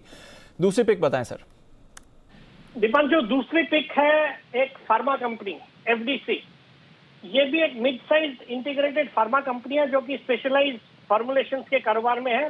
इनके कई ब्रांड्स पॉपुलर है जो हम सब ने कभी ना कभी यूज किए। इलेक्ट्रॉल जो एक पॉपुलर प्रोडक्ट है वो इनका ही ब्रांड है, और उस सेगमेंट में इलेक्ट्रॉल का 72% मार्केट शेयर है। फिर जीफी भी इनका एक पॉपुलर ब्रांड है, 24% मार्केट शेयर है उस सेगमेंट में। Company anti infective, gastro intestinal, ophthalmic, इन सब सेगमेंट में एक लीडिंग कंपनी है। करीबन 50 से ज्यादा देशों में कंपनी एक्सपोर्ट करती है, और इन्होंने कोविड के दौरान फेविपिराविर ड्रग भी लॉन्च किया हुआ है, मतलब राइट टाइम पे। बाकी फंडामेंटली एक सॉलिड कंपनी है जो कि operating profit margin 29%, return on equity 18%, return on capital employed around 22%, zero debt company, पिछले 3 साल का पैट का कैगर है 32% का, और FISDI भी 9.7% स्टेक ओन करते हैं। निपॉन है, फिडेलिटी है इसमें। मुझे लगता है ये स्टॉक भी यहाँ से अच्छा अपसाइड दिखा सकता है। फार्मा सेक्टर भी वापस से फोकस में आ रहा है, तो ये जो 290-92 के लेवल पे इस स्टॉक को खरीदारी करने की सलाह, 310 का टारगेट और 280 का स्टॉप लॉस। ओके, 310 का टारगेट, 280 का स्टॉप लॉस। FDC इस पर भी रखनी है नजर, और साथ ही मिसेस बेक्टर्स, दो बेहतरीन कैश कॉल्स सेठी साहब की तरफ से। शुक्रिया सेठी साहब आज हमारे साथ जुड़ने के लिए और अपनी कॉल्स शेयर करने के लिए। बढ़िया मूव कैश मार्केट के स्टॉक्स में आपको आते हुए दिख रहा है। वायदा कारोबार में भी कुछ स्टॉक्स अच्छी मूव दिखा रहे हैं, कुछ और स्टॉक्स हैं जहां पर आपको रखनी है नजर। आइए, श्रीकांत चौहान साहब भी हमारे साथ जुड़ रहे हैं और श्रीकांत जी की भी पिक्स होंगी, वो भी हम श्रीकांत सर से लेंगे और जानेंगे कि उन्हें कौन से कॉल्स पसंद आ रहे हैं इस समय। पर उससे पहले एक बिगुल कतार में आ गए हैं हिमांशु जी, BTSTT।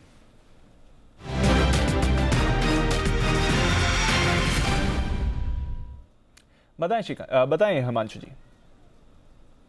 दीपांशु जी, खरीदारी करनी है TVS मोटर्स में। देखिए, ये स्टॉक एक आउट परफॉर्मर स्टॉक रहा है टू व्हीलर स्पेस में, पर्टिकुलरली ऑटो स्टॉक्स में, और स्टॉक अपने शॉर्ट टर्म मूविंग एवरेजेस को टेस्ट करने के बाद यहाँ पर आज के सेशन में एक अच्छा ब्रेकआउट यहाँ पर बनाते हुए देखने को मिल रहा है। स्टॉक जिस तरह से यहाँ पर अभी पोजीशनड है, यहाँ पर इंट्राडे चार्ट्स में एक इन्वर्टेड हेड एंड शोल्डर का ब्रेकआउट विजिबल है, और मेरा ऐसा मानना है कि ये स्टॉक यहाँ से 700-705 रुपए तक के टारगेट्स आपको दिखा सकता है। तो TVS मोटर्स करंट लेवल्स पे खरीदारी करके चलें। 678 रुपए का यहाँ पर एक स्टॉप लॉस मैं सुझाऊंगा, और 705 रुपए तक के आपको टारगेट्स यहाँ पर कल तक आते हुए नजर आ सकते हैं। बिल्कुल, तो TVS मोटर्स पर रखनी है नजर। एक और काउंटर जहां पर मूव आ रही है, जस्ट डायल। यहां पर आज एक जबरदस्त मूव आई है, आफ्टरनून में एक बड़ा स्पाइक इस पर आते हुए दिखा था और अपने लेवल्स होल्ड कर रहा है। अब वागले साहब जरा जस्ट डायल का चार्ट देखें, लंबे समय बाद ऐसी मूव जस्ट डायल में आती हुई दिख रही है सर।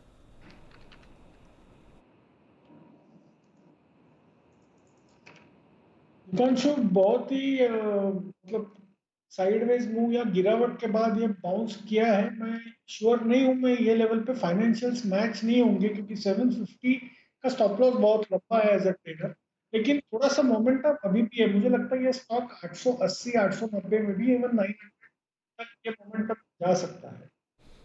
तो 880-890 तक ये जा सकता है। वही बात है कि लंबे समय बाद ऐसी मूव आ रही है तो इस पर भरोसा करें या नहीं, ये जानना मुश्किल है, बट डेफिनेटली रेडार पर रखिए आप जस्ट डायल, जहां पर एक अच्छी मूव आ रही है।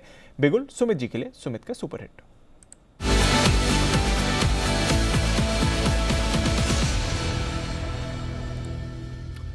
बताएं सुमित जी। दीपांशु, बाय का स्टॉक रडार पे आया है। स्टॉक का भाव चल रहा है 925 रुपया, 926 रुपया। स्टॉक का नाम है मैकडोवेल।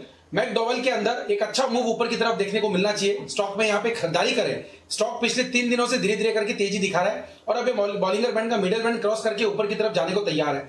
मैकडोवेल में मेरे को लग रहा है यहाँ से ऊपर में 950 रुपए से लेके 960 रुपए तक का मूव इमीडिएटली शॉर्ट टर्म में ट्रेडिंग के लिहाज से देखने को मिल सकता है। नीचे के अंदर स्टॉक का जो सपोर्ट है 900 रुपया, 905 रुपए के आसपास है, तो 900 रुपए का स्टॉप लॉस लगा के मैकडोवेल यानी कि यूनाइटेड स्पिरिट्स में खरीदारी करें। 950 से लेकर 960 रुपए तक का मूव इमीडिएटली शॉर्ट टर्म में ट्रेडिंग के लिहाज से देखने को मिल सकता है। बिल्कुल, तो यूनाइटेड स्पिरिट्स में करनी है आपको खरीदारी। सुमित जी की तरफ से ये काउंटर है फोकस लिस्ट में। आइए देखते हैं श्रीकांत जी को क्या है पसंद, बिगुल BTSTT का श्रीकांत जी के लिए।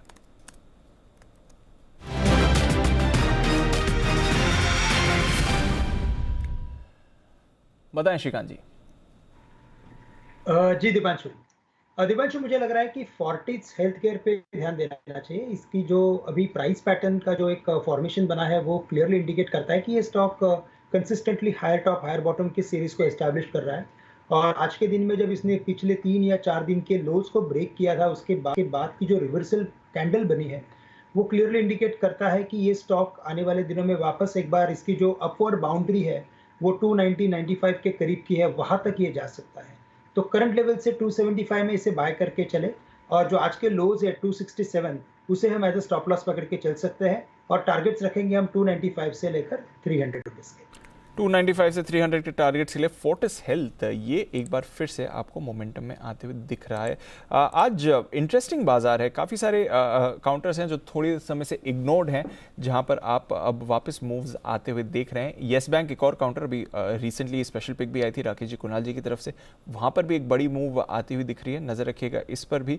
और साथ ही हमने देखा कि वोडाफोन आइडिया भी अच्छी तेज़ी दिखा रहा है। जस्ट डायल में आज एक्शन बनते हुए दिखा है। फोर्टिस हेल्थ एक और काउंटर जहां पर आपको ऐसी ही अच्छी मूव आती हुई दिखेगी। तो कुछ स्पेसेस हैं बाजार की लंबे समय से जो इग्नोर थे, अब वापस ये एक्शन में आते हुए दिख रहे हैं। देखते हैं यहाँ से और मूव आती है कि नहीं। रियल एस्टेट काउंटर्स पर भी रखिए नज़र, अच्छी मूव आ रही है, रोटेशन हो रहा है। एक दो दिन कुछ काउंटर्स चलते हैं, फिर कुछ और चलते हैं। आज शोभा पर अच्छी मूव आ रही है। हिमांशु जी जरा शोभा का चार्ट देखें, क्या राय बनती है सर इस पे? तो कोइंसिडेंटली दीपांशु जी, ये मेरे भी रडार पर है स्टॉक, और इसमें आज एक अच्छा ब्रेकआउट देखने को मिला है 880 रुपए के ऊपर। मेरा ऐसा मानना है कि ये स्टॉक्स एक साइडवेज कंसोलिडेशन के बाद अपनी अगली अपमूव के लिए तैयार है यहाँ पर, और मुझे लगता है कि यहाँ पर खरीदारी की पोजीशन बनाकर चलना चाहिए, एग्जिस्टिंग पोजीशंस को होल्ड रखना चाहिए। अगर एक स्टॉप लॉस की बात की जाए तो 870 के नीचे यहाँ पर क्लोजिंग बेसिस का एक स्टॉप लॉस मेंटेन कीजिए, और यहाँ पर तेजी की पोजीशन में बने रहने की सलाह है। अपसाइड में 935 रुपए का एक पहला इमीडिएट टारगेट है, लेकिन मुझे लगता है कि इवेंचुअली इस मूव में 980 1000 रुपए तक के टारगेट्स आपको बहुत जल्द दिखाता हुआ नजर आएगा। 1000 के टारगेट्स के लिए शोभा पर रखनी है नजर, तो यहां से 100 रुपए की तेजी इस काउंटर पर आपको आती हुई दिख सकती है। आइए, वक्त है स्वागत करने का भसीन साहब, भसीन के हसीन शेयर्स के लिए।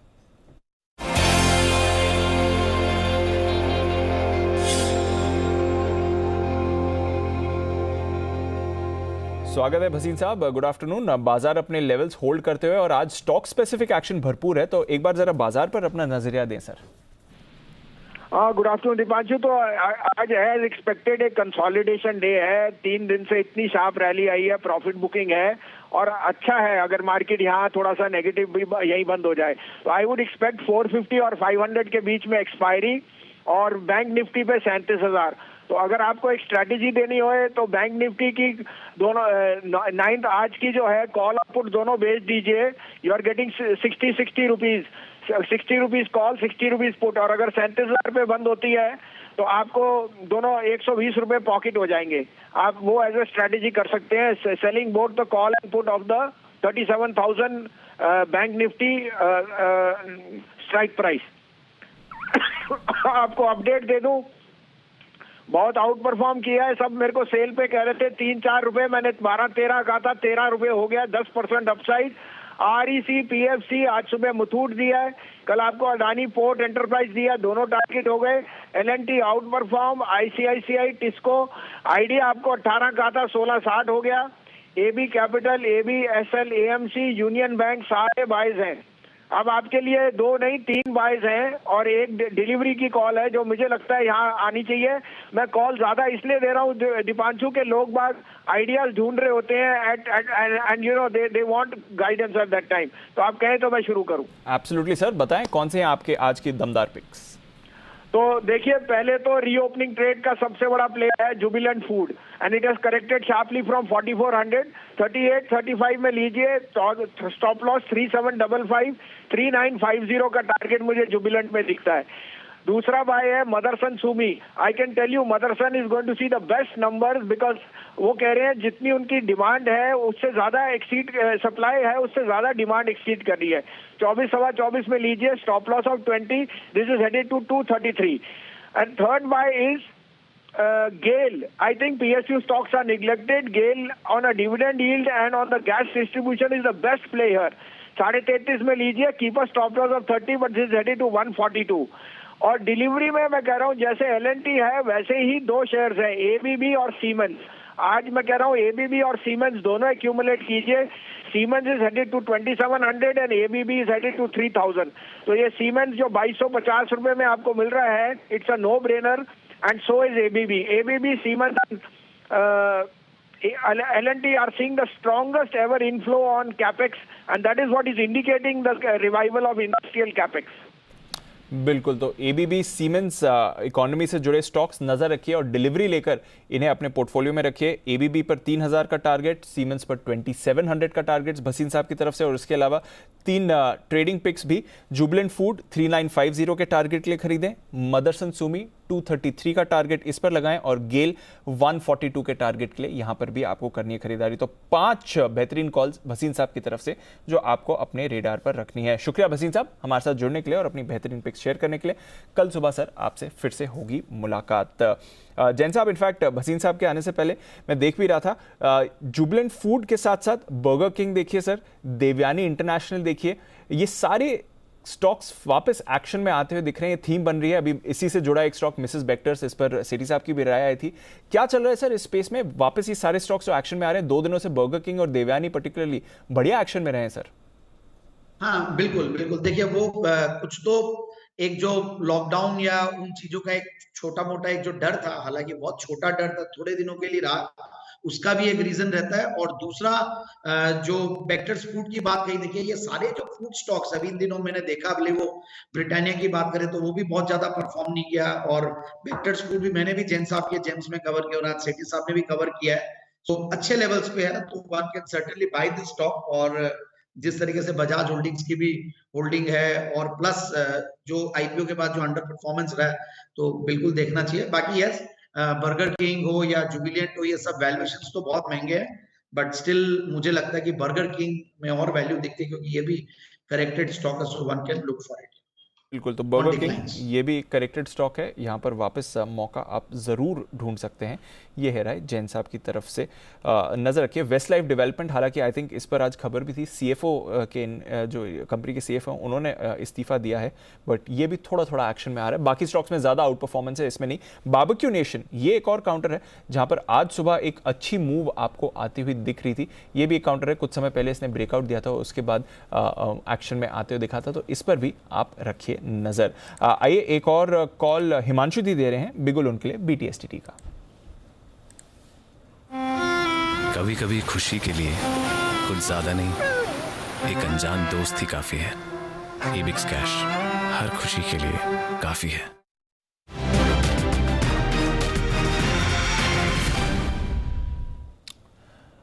बताएं हिमांशु जी। दीपांशु जी, एक और स्टॉक है F&O स्पेस से जो कि मुझे लगता है अच्छी शॉर्ट कवरिंग का कैंडिडेट है, और स्टॉक है कोरोमंडल। देखिए क्लियर कट यहाँ पर पिछले 2 दिनों से हमने शॉर्ट कवरिंग होते हुए देखी, और आज के सेशन में यहाँ पर एक लॉन्ग बिल्डअप होता हुआ नजर आया है। एंड एज वी स्पीक 765-768 रुपए के ऊपर जैसे ही ये स्टॉक निकल रहा है, यहाँ पर एक कंफर्मेशन होती हुई नजर आ रही है कि स्टॉक यहाँ से अब एक तेजी स्टार्ट कर सकता है। हूबहू जिस तरह का रिकवरी 228 के ऊपर हमने आईटीसी में देखी है, उस तरह का फॉर्मेशन यहाँ पर कोरोमंडल में करंट लेवल्स पर देखने को मिल रहा है। मुझे लगता है कि यह एक परफेक्ट BTST कैंडिडेट है। 785 और 802 रुपए तक के टारगेट्स के लिए कोरोमंडल में BTST करके चलने की सलाह रहेगी। 762 रुपए के स्टॉप लॉस के साथ कोरोमंडल मेरी तरफ से खरीदारी करने की सलाह है। ओके, 762 के स्टॉप लॉस के साथ कोरोमंडल पर करें खरीदारी। ये काउंटर है जो मूव आपको दिखा रहा है इस समय। PVR, इस पर भी आज तीसरा दिन है जहां पर आप PVR पर आउट परफॉर्मेंस आते हुए देख रहे हैं, तो 3 दिनों में एक बढ़िया रिबाउंड PVR आपको दिखाते हुए दिखा है। श्रीकांत जी, कोई राय PVR पर? अभी रिसेंटली लेवल्स इसने काफी तोड़े थे, करेक्शन भी आया था मंडे के दिन, पर वहां से एक बढ़िया रिबाउंड है और 1500 के करीब PVR आता हुआ इस समय सर। बिल्कुल, इनफैक्ट दीपांशु अगर इसके फॉल को देखें तो ये clearly without any volume fall था, और उसके बाद जो लास्ट में एक फॉल आया था उसमें जो एक न्यू वेरिएंट की जो एक डर बढ़ा था, उसके पीछे भी हमने काफ़ी बड़ा वॉल्यूम एक देखा और एक बड़ा सेल ऑफ देखा।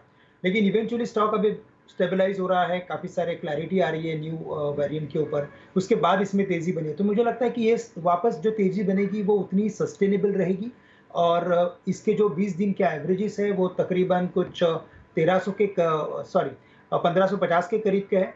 तो करंट लेवल से लगता है कि कम से कम उतने लेवल्स तो वो छू सकता है, लेकिन अगर जैसे इसका बेस फॉर्मेशन बना है, हमें लगता है कि ये स्टॉक वापस एक बार 1650 या 1700 के रेंज में आके वापस कंसोलिडेट होना शुरू कर देगा। तो करंट लेवल से वैसे काफ़ी बड़ा स्कोप है ऊपर चलने के लिए, और करंट लेवल से भी मुझे लगता है कि बिल्कुल एक पोजिशनल बेसिस पे लॉन्ग किया जा सकता है। यहाँ पे हम स्टॉप लॉस रखेंगे 1430 रुपए का, जो काफ़ी नज़दीक का है, बट मुझे नहीं लगता कि इसमें किसी और रीजन से सेल ऑफ आएगा, और इसी वजह से लगता है छोटा स्टॉप लॉस रखें और बड़े टारगेट के लिए ट्रेड करें। छोटा स्टॉप लॉस रखें और बड़े टारगेट के लिए खरीदें। PVR इस पर है। आपकी राय श्रीकांत जी की तरफ से। 10% की मूव पिछले 3 ट्रेडिंग सेशंस में ही काउंटर आपको दिखा चुका है। पर एक और स्पेस जहां पर रखनी है नजर, और वो है आपके लिए एविएशन काउंटर्स। आइए क्यों है फोकस में एविएशन शेयर्स, जानते हैं कुशल गुप्ता के साथ। कुशल, बताइए क्या चल रहा है यहाँ पर? देखिए दीपांशु, यहाँ पर जो एयर ट्रैफिक डेटा आता हुआ दिख रहा है नवंबर का, उसमें इकरा की रिपोर्ट के अनुसार ऑलरेडी जो है हमने 1 करोड़ का आंकड़ा पार कर लिया है। तो ये अपने आप में इंटरेस्टिंग इसलिए भी है क्योंकि मार्च 2020 में जब पेंडेमिक आया था उसके बाद ये फिगर जो है अब पहुँचता हुआ नजर आया, क्योंकि उसके पहले फरवरी 2020 में 1.23 का ये फिगर आया था। तो डेफिनेटली ये एक सिग्निफिकेंट रिकवरी आप कह सकते हैं डोमेस्टिक एयर पैसेंजर ट्रैफिक में। और स्पेसिफिकली अगर आप देखें तो सालाना आधार पर अगर आप परसेंटेज वाइज देखेंगे तो 64% की ग्रोथ है, और साथ ही मंथ ऑन मंथ आधार पर भी लगातार हम रिकवरी देख रहे हैं। और इस बार ये अक्टूबर के मुकाबले ऑलमोस्ट 15 से 16% की बढ़त जो है हमें देखने को मिली है।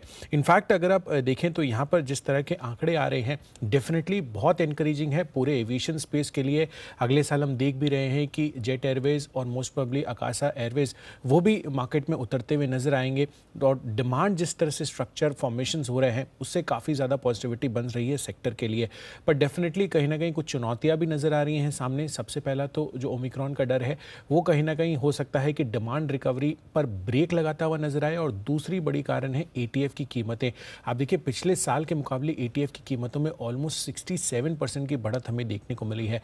तो या क्या एयरलाइंस जो हैं ये जो कॉस्ट में इनकी इंक्रीमेंट होगी उसको रेवेन्यू से या उसको प्राइस हाइक से जो है वो कंपनसेट कर पाएंगे, ये चीज़ देखनी काफ़ी इंटरेस्टिंग होगी, क्योंकि डिमांड जो है वो क्लियर कट साइन दिखा रही है कि ये इंटैक्ट है। डिमांड इंटैक्ट है और ऑफ कोर्स ये जो नया शादियों का सीजन है उसकी वजह से भी कुछ ज़्यादा ही डिमांड आ रही है। करेक्ट, तो डेफिनेटली नज़र रखनी है एविएशन काउंटर्स पर। सुमित जी, स्पाइसजेट 85-90 के लेवल से काफ़ी बड़ा करेक्शन ऑलरेडी हो गया है। कुछ एयरलाइन स्पेसिफिक इश्यूज भी थे, क्रेडिट स्विस ने इनके खिलाफ जो एक केस दर्ज किया था उस पर भी कुछ फैसला आया है। क्या राय रखते हैं सर अब स्पाइसजेट की चार्ट पर? बिल्कुल आपने सही वर्ड यूज किया कि पिछले कुछ दिनों में ऊपरी लेवल से ब्रेकआउट देने के बाद स्टॉक ने करेक्शन दिखाया है, लेकिन ये स्टॉक वापस एक सीमित दायरे में एक रेंज में आ चुका है जिसमें 70-65 रुपया नीचे में सपोर्ट बनता है और 80 से 85 ऊपर में रेजिस्टेंस बनता है। तो ये चैनल के लोअर बैंड से वापस से यहाँ से पुल बैक और बाउंस बैक बनना चाहिए, जिसके अंदर ऊपर में 75 रुपए से लेकर 80 रुपए तक के मूव इमीडिएट शॉर्ट टर्म में ट्रेडिंग के टारगेट होंगे। और वापस से 80 के ऊपर सस्टेन करना स्टार्ट होता है तो फिर एक अच्छा up move longer term time horizon में देखने को मिल सकता है। फिलहाल ये यहाँ से पुल बैक देना चाहिए 75 से 80 रुपए के लिए। 75 से 80 के का पुल बैक इस पर आपको आते हुए दिख सकता है। स्पाइसजेट ये है एक काउंटर जिस पर रखनी है आपको नज़र इस समय। खबर भी अच्छी है एयरलाइंस के लिए और अब स्टॉक भी मूवमेंट में आपको आते हुए दिख रहा है इस समय। इस बीच भसीन साहब की पिक एबीबी जो अभी वो रेकमेंड करके गए थे, ये एक बड़ा ब्रेकआउट दिखा रही है। 2200 के लेवल्स पर भसीन साहब ने रेकमेंड किया था, 2260 के लेवल्स एबीबी पर अभी आपको आते हुए दिख रहे हैं। एक फ्रेश स्पाइक इस काउंटर पर दिख रहा है, 8% ऊपर एबीबी इस समय आपको दिखेगा। कुणाल जी जरा एक बार टेक्निकली देखें, ज्यादा डिस्कस नहीं होता है, रेडार पर भी कम आता है, पर आज जो एक बड़ी मूव आ रही है एबीबी की, क्या कहती हैं चार्ट्स इसकी सर? देखिए एबीबी का अगर आप चार्ट देखें, थोड़ा सा लॉन्ग टर्म चार्ट देखना ज़्यादा ठीक रहेगा दीपांशु। थोड़ा लॉन्ग टर्म चार्ट देखते हैं तो एक ब्रेकआउट आया था कुछ सप्ताह पहले इसमें, जब इसने 1450 के लेवल्स को पार किया और उसके बाद हमने एक स्ट्रेट रन देखा है। मुझे लगता है कि उसी का कंटिन्यूएशन ब्रेकआउट आज के ट्रेड में आता हुआ दिख रहा है। तो जिनके पास भी पोजीशन है बिल्कुल बने रहें। ये मुझे लगता है ट्रेडिंग के लिए उतना अप्रोप्रिएट नहीं है जितना कि अगर आप इस पे निवेश करते हैं तो आपको बेहतर रिटर्न देखने को मिलेंगे। निवेशित रहने की राय है। मुझे लगता है ये स्टॉक अभी भी इन स्तरों से भी 20% की तेजी दिखाने की ताकत रखता है। बिल्कुल निवेशित रहने की राय है, इसलिए भसीन साहब ने भी कहा था कि डिलीवरी रेके रखिए इसको अपने पास। 3000 के बड़े टारगेट्स भसीन साहब की तरफ से आपके लिए इस पर आते हुए दिखे हैं, तो नजर रखिए एबीबी इस पर आपको एक अच्छी मूव आती हुई दिख रही है। पर एक और काउंटर, अगेन काफी समय से बाजार में इसकी डिस्कशन नहीं हुई है बट आज अच्छी मूव दिखा रहा है, रेडार पर भी आ रहा है, नैटको फार्मा। श्रीकांत जी जरा नैटको फार्मा का चार्ट देखिए, आज की जो मूव आई है कैसे देखें सर इसे? कोई ट्रेड बनता है नैटको पर? इनफैक्ट दीपांशु, काफ़ी सारे फार्मा कंपनीज अपने लोअर लेवल्स पे आने के बाद कोई ना कोई एक अच्छा फॉर्मेशन बना रहे हैं। और ऑरबिंदो फार्मा देख लीजिए या तो लुपिन लेबोरेटरीज है, और नैटको का भी अगर आप देखें तो उसने काफ़ी अच्छा कंसोलिडेशन किया और उसके बाद की एक रिकवरी बनी है। तो लोअर लेवल्स पे आने के बाद अगर कोई स्टॉक अगर ट्रायंगल फॉर्मेशन बनाता है तो ये क्लियरली इंडिकेट करता है कि ये डाउनवर्ड जो उसका फॉल था वो कंप्लीट कर रहा है और उसके बाद इसमें वापस अपवर्ड ट्रेंड बन सकता है। और आज उसने ब्रेकआउट भी कर लिया है। तो करंट लेवल से नैटको फार्मा को बिल्कुल खरीदा जा सकता है 864 के करीब। और इसका स्टॉप लॉस हम रखेंगे 850 के करीब का। और हम टारगेट्स रखेंगे तकरीबन 900 के करीब का, जहां पे इसने सबसे ज्यादा वक्त निकाला है। तो अगर 900 के लेवल्स अगर क्रॉस करता है तो उसके बाद के लेवल्स 1000 है, लेकिन 900 का टारगेट रखना मुझे लगता है कि वाजिब रहेगा। बिल्कुल, तो 900 के टारगेट के लिए खरीदारी करके चलनी है नैटको फार्मा, ये है आपके लिए थीम इस समय।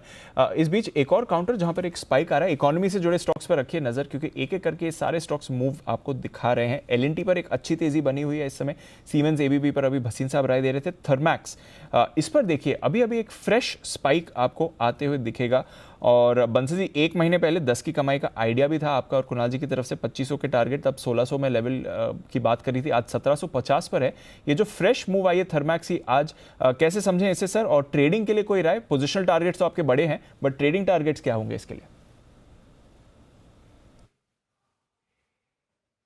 दिपांशु, बिल्कुल यहाँ पर आंखें बंद करके दिपांशु खरीदना चाहिए। नीचे में 1635 1650 एक अच्छा सपोर्ट है, यहाँ पर बेहतर होगा दिपांशु छोटे स्टॉप लॉस लगा के इसको शॉर्ट टर्म का डिलीवरी का नजरिया बना के बाय करना चाहिए। और छोटे टारगेट्स की बात करें तो यहाँ पर 1850 1885 के लेवल्स देखने को मिलेंगे, तो इस स्तरों पर एक ओवरवेट खरीदारी की राय है थर्मैक्स में। तो ओवरवेट खरीदारी की राय थर्मैक्स में नजर रखिए। इकोनॉमी से जुड़े स्टॉक्स का समय इस समय बनता हुए दिख रहा है। आइए सुमित जी के पास चलते हैं, सुमित के सुपरहिट के लिए।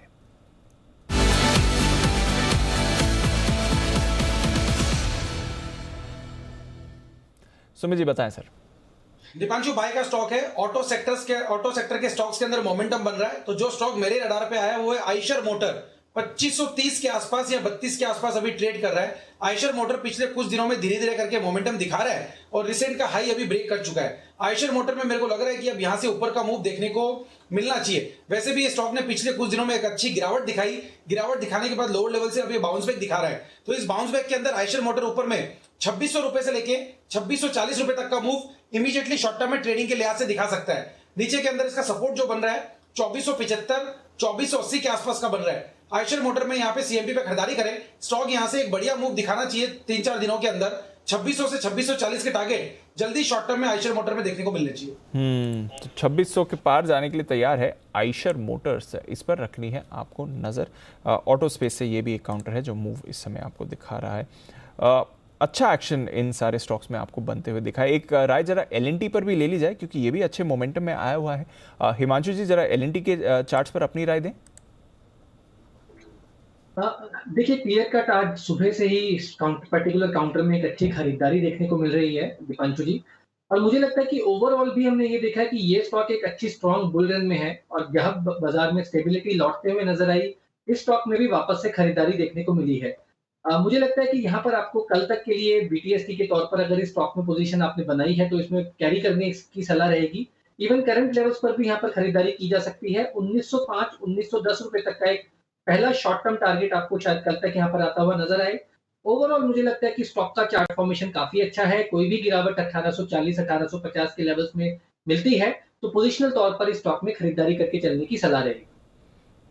तो ये है आपके लिए एलएनटी, पोजिशनल तौर पर यहाँ पर खरीदारी करके चले। इकोनॉमी से जुड़े स्टॉक्स बढ़िया एक्शन में इस समय दिख रहे हैं। जैन साहब, कोई इकोनॉमी से जुड़ा स्टॉक जो आपके रेडार पर हो? सर ये सारे देखिए, Thermax, ABB, L and T, Siemens, Cummins, सभी स्टॉक्स एक्शन में आ रहे हैं।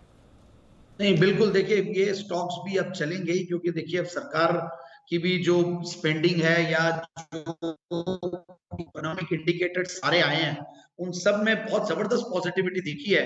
तो मुझे लगता है कि आने वाले दिन और भी अच्छे होंगे। और एलएनटी तो देखिए जनरली एक सरोगेट प्ले बोल लीजिए या एक प्योर प्ले ऑफ इकोनॉमी है, और मुझे लगता है जो भी इंफ्रा रिलेटेड स्टॉक्स है ये भी अच्छा करेंगे। जो पास्ट में सरकार ने ये समझ लिया कि इंफ्रा रिलेटेड स्टॉक्स में जो डेट्स को लेकर इश्यूज थे और जो ये लोग डेट लेके कोई भी काम करते और जो प्रोजेक्ट्स के जो कॉस्ट ओवररन होते थे या टाइम ओवररन होती थी, वो सब चीजों को बहुत कंट्रोल में करते हुए काफी सपोर्टिव होने लगी है। और मुझे ऐसा लगता है कि थर्मैक्स, जैसा कि आपने कहा कि कुणाल जी राकेश जी ने भी दिया, मैंने भी इसको जैन साहब के जेम्स में भी दिया, और overall one of my favourite stocks है और बहुत जबरदस्त परफॉर्म किया ये स्टॉक। पिछले कुछ दिनों में तो बहुत बड़ी रैली आ चुकी है। सो अब मैं ये कहूंगा कि बाय ऑन डिक्लाइंस है, क्योंकि रिजल्ट्स बहुत बढ़िया थे कंपनी के।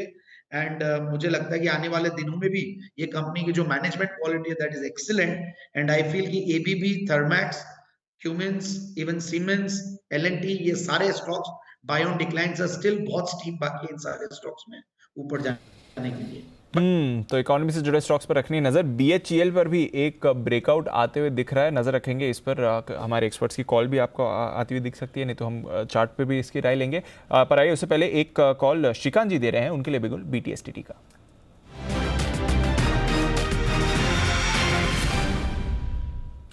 बताएं श्रीकांत जी।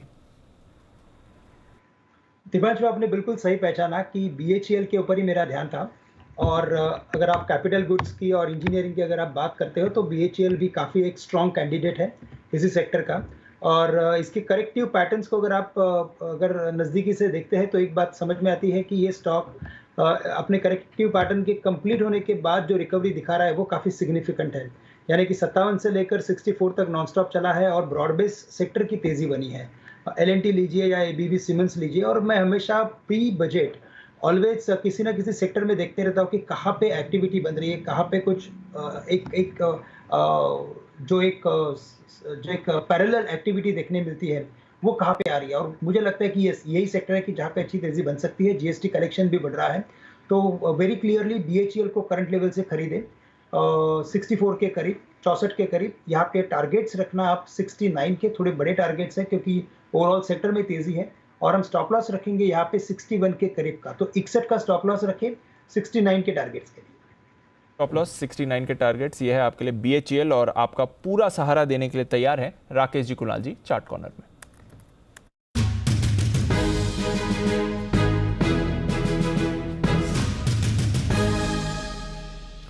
बताएं श्रीकांत जी, बताएं राकेश जी, कुणाल जी सर। देखिए दीपांशु, BHEL काफी अच्छा लग रहा है। अगर सुमित जी कॉल दे रहे होते तो इस तरीके से बोलते हैं अब भेल दौड़ेगा रेल की तरह, तो ये बहुत तेजी से भागने को तैयार है। नेकलाइन तोड़ चुका है 64 रुपीज की, एक इंपॉर्टेंट नेकलाइन रेजिस्टेंस को इसने तोड़ा है और ये स्टॉक ब्लास्ट करने के लिए रेडी है। ओवर टू कुणाल जी। देखिए दीपांशु, जैसे अभी आप चर्चा कर रहे थे, फोकस रखना है कैपिटल गुड स्टॉक्स पर जो कि आमतौर पर मैच्योर रैलीज में चलते हैं। तो जिस तरह का ब्रेकआउट सारे स्टॉक्स में एक एक करके हो रहा है, BHEL की बारी है, बाय करके चले। यहाँ पर 64 रुपए से नीचे एक स्टॉप लॉस रखना है, तो 63.75 पर स्टॉप लॉस रखकर बाय करें। और यहाँ पर जो टारगेट हमारा है वो 66.50 का पहला टारगेट, 66 रुपए 50 पैसे का, और इवेंचुअल टारगेट 68 रुपए का बाय करना है BHEL। 68 के फाइनल टारगेट के लिए BHEL पर करके चलें खरीदारी। तो ये तो क्लियर हो गया है कि अब ये एक सॉरी फ्रेश थीम बाजार में बन गई है, और वो है इकोनॉमी से जुड़े स्टॉक्स आपके लिए। तो नज़र रखिए यहाँ पर एक एक करके सारे काउंटर्स मूव में आते हुए दिखेंगे। और इकोनॉमी से जुड़े स्टॉक्स, कैपिटल गुड्स की बात चल रही है, तो उसके साथ ही हम देख रहे हैं सीमेंट स्टॉक्स पर भी एक्शन है। ACC और अंबुजा दोनों पर ही हमने देखा भसीन साहब खरीदारी की राय देकर गए हैं। JK सीमेंट में आपको बढ़िया एक्शन बनते हुए दिख रहा है। इंडिया सीमेंट्स भी आपको मूवमेंट में आते हुए दिख रहा है। रैमको में भी थोड़ी खरीदारी हो रही है। तो सीमेंट स्टॉक्स ये एक नेक्स्ट स्पेस है जहां पर आपको रखनी है नज़र। अभी वैसी मूव आई नहीं है, बट बाजार की एक्सपेक्टेशन है कि यहाँ पर भी आपको कुछ होते हुए दिखेगा। तो सीमेंट और कैपिटल गुड्स, ये एक बढ़िया थीम आपके लिए इस समय इमर्ज होकर आ रही है। नज़र रखते हैं इस पर, ये और कितनी तेज़ी में आपको आती हुई दिखेगी। कुछ मेटल काउंटर्स भी हैं जहां पर रखनी है नज़र। और वागले साहब, आज JSPL की अच्छी मूव आ रही है, कैसे देखें सर इस JSPL की मूव को? 390 का लेवल इस समय होल्ड करते हुए दिख रहा है, कोई राय सर इस चार्ट पर? दीपांशु, ये मूव में 400 तक जा सकता है। 385 का स्टॉप लॉस, 400 का टारगेट, एक छोटा टाइम फ्रेम 1 से 2 दिनों का, शायद कल ये मूव आ सकता है। उसके ऊपर सस्टेन करेगा, फिर मैं 425 430 तक की बात करूंगा, जो फिलहाल मैं वेट करूंगा थोड़ा सा। 400 के आसपास प्रॉफिट बुक कर लेना चाहिए। ओके, 400 के आसपास प्रॉफिट बुकिंग की सलाह रहेगी, बट हाँ, यहाँ से 400 तक की एक जर्नी आपको ज़रूर आती हुई दिख सकती है जहाँ तक JSPL का सवाल है। इस पर भी अच्छा एक्शन है। जैन साहब, आज IEX ये भी अच्छे एक्शन में दिख रहा है। जब से इसका बोनस डिवीजन हुआ था, थोड़ा फिर सुस्त हो गया था स्टॉक, कंसोलिडेट करा और उसके बाद अब फिर से मूवमेंट दिखा रहा है। IEX पर क्या करना चाहिए सर, और इन लेवल्स पर भी अट्रैक्टिव है? देखिए, बहुत बड़ा करेक्शन आया। अगर ऊपर के लेवल से देखें तो IEX अच्छा खासा करेक्ट हुआ था, और तब से जब ये बोनस की न्यूज आई है और प्लस जो इलेक्ट्रिसिटी कॉन्ट्रैक्ट्स दूसरे एक्सचेंजेस पे लिस्ट होने की बात आ रही है, तो ये एक बड़ा बेनिफिशियरी, इसी के कॉन्ट्रैक्ट MCX पे भी लिस्ट होने वाले हैं। सो आई फील कि IEX जिन्होंने नीचे के लेवल्स पे लिया काफी दिनों से रेकमेंड कर ही रहे हैं नीचे के लेवल्स लिए, वो तो होल्ड करके रखे ही। और अगर कहीं भी अगर ये 230-40 का लेवल्स आता है तो वहां पे लेने की कोशिश करें। एक बार एक अच्छा खासा मूव आ चुका है IEX में, सो आई फील कि थोड़ा करेक्शन पे अब लेने की कोशिश करें। ओवरऑल सारे एक्सचेंज स्टॉक्स पे मैं काफी बुलिश हूं। पूरे एक्सचेंज इकोसिस्टम में बहुत बड़ा एक एक्शन आने वाला है। दूसरा, एक तो NSE के IPO को लेकर भी काफी एक एक्साइटमेंट बना हुआ है, तो उसके बाद पूरा एक्सचेंज इकोसिस्टम में जितने भी स्टॉक्स हैं इन सब में काफी चेंजेस आएंगे वैल्यूएशंस को लेकर। BSE कल 2000 का लेवल्स क्रॉस कर ही दिया। MCX मैंने वेडनेसडे मॉर्निंग को रेकमेंड किया था और अच्छा खासा मूव दे चुका है और अभी भी लगता है कि बहुत स्कोप है MCX में। So one should buy MCX, IEX, CDSL, BSE और NSE का IPO तो एग्रेसिवली लगाइए पैसा। तो ये सारे स्टॉक्स अच्छा करना चाहिए और जिन्होंने ले रखा वो कंटिन्यू करे, होल्ड करते रहे, और जिनको लेना वो डिक्लाइंस पे धीरे धीरे स्टैगर्ड वे में लेते जाए। तो खरीदना है, खरीदा हुआ है तो होल्ड करिए, खरीदना है तो शुरुआत करिए। IEX, MCX, BSE तो ऑफ कोर्स जबरदस्त तेजी में रहा है, लाइफ हाई पर वो काउंटर आते हुए देखा, और CDSL इस पर भी आप अच्छा एक्शन देख रहे हैं। एक्शन कुछ और स्टॉक्स में भी है। बिगुल हिमांशु जी के लिए BTSTT।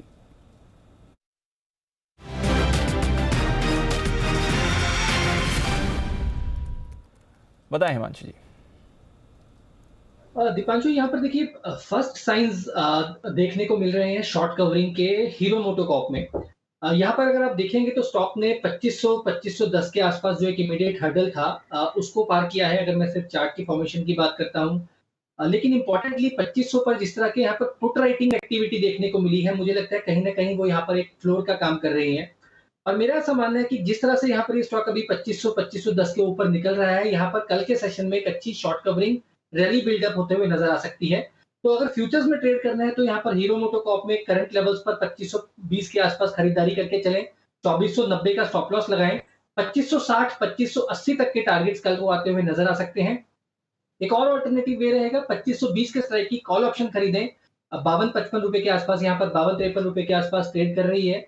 मेरा ऐसा मानना है कि यहाँ पर 75 रुपए और 90 रुपए तक के टारगेट्स आपको 2520 के स्ट्राइक की कॉल ऑप्शन में आते हुए नजर आ सकते हैं। 40 रुपए का यहाँ पर एक स्टॉप लॉस मेंटेन करें और हीरो मोटोकॉर्प में BTST करके चलने की सलाह दी। बिल्कुल, तो हीरो मोटोकॉर्प में BTST करके जाएं। एक फ्रेश ब्रेकआउट इस काउंटर पर आपको आते हुए दिख रहा है इस समय। आइए चलते हैं सुमित जी के पास, सुमित के सुपर हिट के लिए।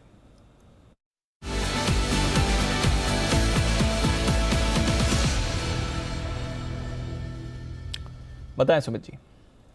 दीपांशु, सीमेंट स्टॉक्स में मेरे को लग रहा है यहाँ से एक बढ़िया और एक अच्छा अपमूव आने वाले दिनों में देखने को मिलेगा। यहाँ पे जो स्टॉक मेरे रडार पे आया, दिग्गज सीमेंट स्टॉक ACC है। 2317 2318 का अभी भाव है। आज दूसरा दिन है जब स्टॉक ने लोअर लेवल से बाउंस बैक दिखाया और एक स्ट्रॉन्ग कैंडल फॉर्म कर रहा है, और एक गिरावट के बाद ये अभी इनिशियल मूव है स्टॉक का। मेरे को लग रहा है स्टॉक यहाँ से बढ़िया मूव दिखाने को तैयार है। 2380 से लेके 2400 तक के टारगेट जल्दी ही ACC में यहाँ से ऊपर की तरफ देखने को मिलने चाहिए। खरीदारी करके चलने का सलाह रहेगा ACC के अंदर। यहाँ पे नीचे के अंदर जो सपोर्ट बन रहा है वो है 2250 के आसपास का। 2250 का स्टॉप लॉस लगा के ACC में यहाँ पे CMP पर खरीदारी करें। 2380 2400 ये इमीडिएट शॉर्ट टर्म के ट्रेडिंग के टारगेट होंगे। ऑप्शंस में भी इसके अंदर ट्रेड लिया जा सकता है। 2320 वाला कॉल यहाँ पे CMP पे खरीदारी करें, जो कि 58 रुपए के आसपास ट्रेड कर रहा है। 40 रुपए का नीचे में इसके अंदर स्टॉप लॉस लगाएं। ऊपर के अंदर 80 रुपए से लेके 90 रुपए तक का मूव 2320 के कॉल के अंदर देखने को मिल सकता है। स्पॉट लेवल में 2380 से 2400 रुपए तक के लेवल जल्दी शॉर्ट टर्म में देखने को मिलने चाहिए। खरीदारी करके चलने का सलाह रहेगा ACC में। बिल्कुल, तो खरीदारी करके चलें ACC में। एक एक करके बढ़िया कॉल्स आपके लिए आ रही हैं और बाजार में भी रेंज बाउंड एक्शन है, बट निफ्टी थोड़ी चुस्ती इस समय दिखा रहा है। तो आइए एक दमदार स्ट्रैटेजी लेने का वक्त है। करते हैं स्वागत जय ठक्कर का कैश के ऑप्शन के लिए।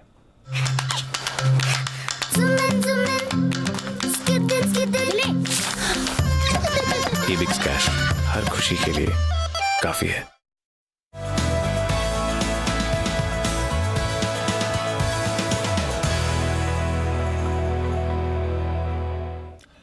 स्वागत है जय, गुड आफ्टरनून। बताएं क्या करना है। जी very good afternoon to you Deepanshu. Morning में तो हमने 17,450 का कॉल रेकमेंड किया था Deep, and at the money था तभी, और वहां से तो 75 पॉइंट अभी निफ्टी ऊपर है, और उस 208 के टारगेट लगभग दिए थे और 205-6 तक तो देखने मिल ही गया है। निफ्टी अभी भी स्ट्रांग नजर आ रहा है। बट एक इंटरेस्टिंगली मैं कहूंगा दीप कि भले ही बैंक निफ्टी आज नेगेटिव है बट वो नीचे के लेवल्स को होल्ड कर रहा है। तो 36,900 के स्ट्राइक का कॉल ऑप्शन आप खरीदे। बैंक निफ्टी का 16 दिसंबर की एक्सपायरी का 535 पर ये मिल रहा है अभी। बैंक निफ्टी पर मैं मुझे ऐसा लग रहा है कि यहाँ पे एक नई पोजीशंस बना के जा सकती है। 369 का स्टॉप लॉस रहेगा। 535 पे खरीदे, 369 का स्टॉप लॉस। दीपांशु, पहला टारगेट जो इसका बनेगा that would be 691 and second target जो दीपांशु यहाँ पे बन रहा है दैट इज 810। तो 691, 810 ये दो टारगेट्स के लिए आप खरीदे। बैंक निफ्टी आज वीक ट्रेड कर रहा है, हमें देखने मिल रहा है majorly because of HDFC bank and Kotak bank. But मुझे ऐसा लग रहा है कि वो लेवल पर ट्रेड कर रहे हैं जहाँ पे काफी ओवरसोल्ड टेरिटरी पे ये ट्रेड कर रहा है। मुझे ऐसा लग रहा है कि जो हिसाब से 36,800, 900 का रेंज होल्ड कर रहा है that is quite positive in Bank Nifty Deep. यानी एक्सपायरी के कारण थोड़ा बहुत प्रेशर हमें देखने मिला है बट इवेंचुअली अगर ये रेंज होल्ड कर गई दीप तो आई थिंक यही निफ्टी को ऊपर लेकर आएगा and that will help Nifty to go about 17,600 towards maybe 17,720। So Nifty पर तो ध्यान मेरा पॉजिटिव ही है एंड अब मुझे ऐसा लग रहा है कि bank Nifty should help Nifty to inch higher again from these levels. तो बैंक निफ्टी अब लीडरशिप लेने के लिए तैयार है अगले हफ्ते की, ना कि आज की एक्सपायरी। यहाँ पर आपको खरीदना है 36,900 की कॉल। ये जय की तरफ से आपके लिए राय इस समय आती हुई दिख रही है जहाँ तक बैंक निफ्टी का सवाल है। जय, आप हमारे साथ हैं और आपका एक स्टॉक मुझे याद है कई बार आपने पहले रेकमेंड किया है, चलता है फिर कंसोलिडेट करता है फिर चलता है। आज बॉम्बे बर्मा पर जरा जय नजर डालें, बड़ा वाला ब्रेकआउट इस पर आते हुए दिख रहा है। 8% की तेजी बॉम्बे बर्मा में इस समय। जय, कोई राय इस चार्ट पर? जी जी बिल्कुल सही दीप। ये मुझे ऐसा लग रहा है कि बहुत ही एक बड़े कंसोलिडेशन के लोअर एंड से दीपांशु यहाँ पे हमें एक रिवर्सल देखने मिल रहा है ये स्टॉक में। हम देख रहे हैं कि ये स्टॉक एक चैनलाइज्ड मूव ये स्टॉक में रहा है and lower end of the channel से बहुत ही बढ़िया एक रिवर्सल अभी हमें देखने मिला है। इनफैक्ट 50 डेमा के ऊपर जो हिसाब से जा रहा है नेक्स्ट टारगेट इसका दीप होना चाहिए 1172 का विच इज अराउंड 200 डेमा। 1172 तक के लेवल्स हमें देखने मिलेंगे। इमीडिएट लेवल्स अगर नीचे की तरफ देखें तो 1070 ये सपोर्ट है। 1172 के लेवल्स अगर निकले दीप तो ये अपर एंड ऑफ द रेंज तक भी जा सकता है विच इज 1300। बट काफी ओवरसोल्ड टेरिटरी से रिवर्स हुआ है। स्ट्रॉन्ग मोमेंटम पॉजिटिव डाइवर्जेंस के साथ देखने मिला है। सो बॉम्बे बर्मा एक अच्छा कैश सेगमेंट में एक बाई साइड पर ट्रेड बनकर निकल रहा है। तो नजर रखिए बॉम्बे बर्मा जिस पर आपको रखनी है नजर। बड़ा ब्रेकआउट इस पर आते हुए दिख रहा है। 10% की तेजी इस समय बॉम्बे बर्मा में आई है। आई थिंक आज ही अपने 52 वीक लो से एक बढ़िया बाउंस ये काउंटर इस समय दिखा रहा है। पर एक स्टॉक जो जबरदस्त तेजी में रहा है इस महीने, इस हफ्ते, आज के दिन, वो है वोडाफोन आइडिया। और साथ ही देखिए भारती एयरटेल पर भी एक अच्छी मूव आई है और कुछ इंटरेस्टिंग कमेंट्स सुनील मित्तल साहब की तरफ से आ रहे हैं जहां तक भारती एयरटेल का सवाल है। तो आइए दोनों की तरफ से दोनों काउंटर्स में क्या चल रहा है ये डिटेल्स जानते हैं कुशल गुप्ता के साथ। कुशल, बताइए क्या चल रहा है यहाँ पर? देखिए काफ़ी इंटरेस्टिंग सेट ऑफ डेवलपमेंट्स होते हुए दिख रहे हैं दोनों ही काउंटर्स के लिए। इनफैक्ट सबसे पहले वोडाफोन आइडिया जो आज का हाईलाइट स्टॉक है, 15-16% की दमदार तेज़ी यहाँ पर देखने को मिल रही है और इसके लिए सबसे बड़ी वजह बन रही है, कुछ खबरें ऐसी आ रही हैं कि यहाँ पर जो बॉन्ड धारकों को इनको भुगतान करना है उसके लिए ये ट्रैक पर हैं और इसको लेकर इन्होंने रकम जो है ऑलरेडी जुटा ली है। इनफैक्ट यहाँ पर ये रिपोर्ट्स आ रही हैं कि 13 दिसंबर को जो बॉन्ड होल्डर्स को इनको इंटरेस्ट पेमेंट करना है उसके लिए कंपनी पूरी तरह से रेडी है और यहाँ पर जो पूंजी जुटाई गई है वो डेफिनेटली जो है इनके लिए काफ़ी ज़्यादा पॉजिटिव है। अब एग्जैक्ट क्लैरिटी जो है कंपनी की तरफ से आती हुई नजर आएगी इस रिपोर्ट्स पर जो भी मार्केट में अभी चल रही हैं। साथ ही आप देखिए 13 दिसंबर से मार्च तक यानी अगले साल मार्च तक इनको करीब करीब 6,000 करोड़ रुपए का भुगतान करना है और एनालिस्ट और बाजार में ये खबरें चल रही हैं कि ये एक तो इनके खुद के जो कैश फ्लोज हैं और जो इन्होंने पूंजी जुटाई है उससे इस चीज़ का भुगतान कर देंगे। अब आप देखिए वोडाफोन आइडिया के लिए डेफिनेटली एक कंटिन्यूस सेट ऑफ अच्छी खबरें आती हुई दिखी थी जिसमें 4 साल का मॉरेटोरियम इन्होंने स्पेक्ट्रम भुगतान के लिए, एजीआर भुगतान के लिए एक्सेप्ट किया था और साथ ही जो टैरिफ हाइक्स लिए हैं तो उससे भी कंपनी की जो कैश फ्लो पोजीशन है वो क्लियर कट सुधरती हुई नजर आएंगी। तो वोडाफोन आइडिया के लिए तो ये पॉजिटिव सेट ऑफ न्यूज़ आती हुई दिख रही है। वहीं दूसरी तरफ अब भारती एयरटेल पर नजर डालिए तो यहाँ पर गोल्डमैन सैक्स का जो CIO टूर हुआ था 7 दिसंबर को, उसमें गोल्डमैन सैक्स ने सुनील भारती मित्तल जो कि चेयरमैन है भारतीय इंटरप्राइजेस के, उनसे बात की थी और कुछ एक कमेंट्स वहाँ पर भी निकल कर आए हैं जिसमें ये कह रहे हैं कि मार्च 2022 तक 200 रुपये का आरपू जो आने की उम्मीद है। अगर आप अभी देखें तो यहाँ पर जो टैरिफ हाइक इंक्रीज़ हुए हैं उससे गोल्डमैन सैक्स मान रहा है कि ये लेवल जो है 180 रुपये तक आरपू इनके पहुँचते हुए नजर आएंगे। तो यानी कि ये क्लियर कट इंडिकेशंस हैं इससे जो सुनील भारती मित्तल जी की तरफ से स्टेटमेंट आ रहे हैं कि मार्च 2022 तक अगर आपको 200 रुपये के आरपू पर पहुँचना है तो एक और टैरिफ इंक्रीज 10% की एक्सपेक्टेड है और ऐसा गोल्डमैन सैक्स मानकर चल रहे हैं। और अगर ऐसा होता है तो डेफिनेटली ओवरऑल इंडस्ट्री के लिए भी एक बारी सबसे पहले भारती एयरटेल ने इस बारी भी बढ़ाए थे अपनी टैरिफ्स, तो ऐसा दूसरी बारी भी हो सकता है क्योंकि सुनील भारती मित्तल जी ये कह रहे हैं कि दूसरी बारी भी वो सबसे पहले टैरिफ बढ़ाने से शाई अवे नहीं करेंगे। तो ये इनकरेजिंग सेट ऑफ स्टेटमेंट्स हैं और पूरी टेलीकॉम इंडस्ट्री की वो बात कर रहे थे। तो जो आय पोटेंशियल है $80 बिलियन का वो कहीं ना कहीं काफ़ी ज़्यादा सिग्निफिकेंट है पूरी इंडस्ट्री के लिए और यहाँ पर केवल हम 50% यानी हाफ वे थ्रू होते हुए नजर आए हैं। तो काफ़ी बड़ा पोटेंशियल इंडस्ट्री के लिए है और जिस तरह से आरपो की बात हो रही है उससे कंपनी के जो फाइनेंशियल्स हैं वो तो सुधरेंगे ही, साथ ही 5G को लेकर बड़ा एक्सपेंशन जो है होता हुआ दिखेगा। तो बड़े टारगेट से तैयार है और इन्होंने कुछ 200 के इवेंचुअल आरपू की भी बात करी थी मतलब साहब। एग्जैक्टली गोइंग फॉरवर्ड जो आइडियल सेट ऑफ आरपू की फिगर्स हैं वो 300 रुपये ये बता रहे हैं, बट वो इंटरवल ग्रेजुअल इंटरवल के साथ होगा। 10 से 15% के हाइक्स एक बारी में हमें देखने को मिल सकते हैं। तो मार्च तक एक और प्राइस हाइक आ सकता है, दैट इज यही एक्सपेक्टेशन है गोल्डमैन सैक्स की तरफ से। चलिए तो ये है आपके लिए एयरटेल, नजर रखते हैं। और ऑफकोर्स वोडाफोन नई टेरिटरी में एक काउंटर आते हुए दिख रहा है, 3.5 साल की ऊंचाई पर फिलहाल वोडाफोन आपको ट्रेड करते हुए दिखेगा। आइए चलते हैं वागले साहब के पास, बिगुल वागले का वंडर।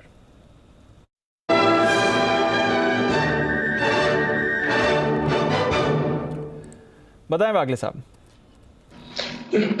दीपांशु, बीटीएसटी में नेशनल एल्यूमिनियम नैल्को लेके जाना है, अभी ये 100 के लेवल पे है।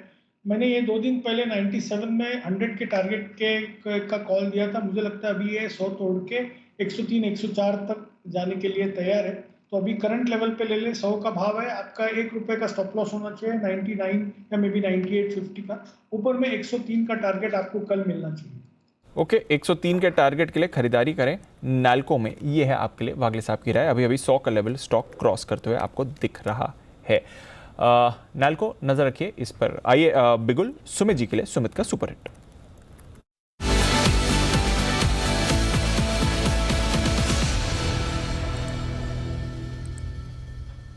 बताएं सुमित जी। दीपांशु, अच्छी खासी करेक्शन के बाद ये स्टॉक में अब बाई मोमेंटम बन रहा है। स्टॉक का नाम है Pidilite.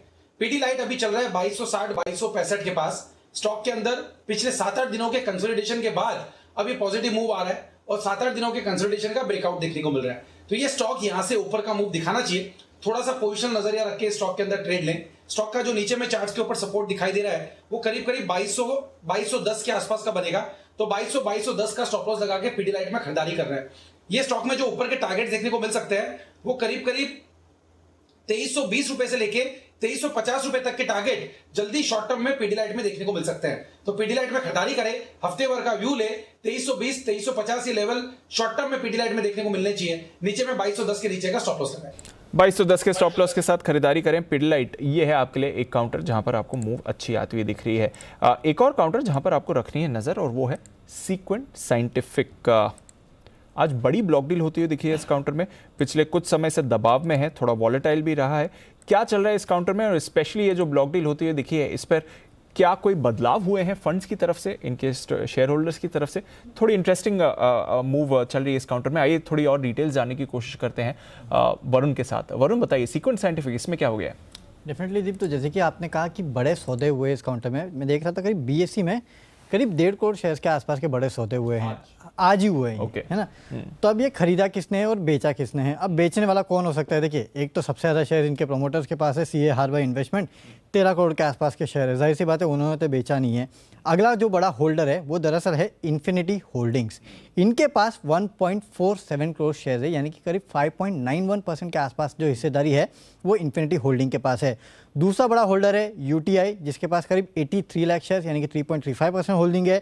Ashoka India opportunities fund के पास करीब 38 लाख के आसपास शेयर है। SBI health care opportunity fund के पास करीब 25 लाख के आसपास शेयर है।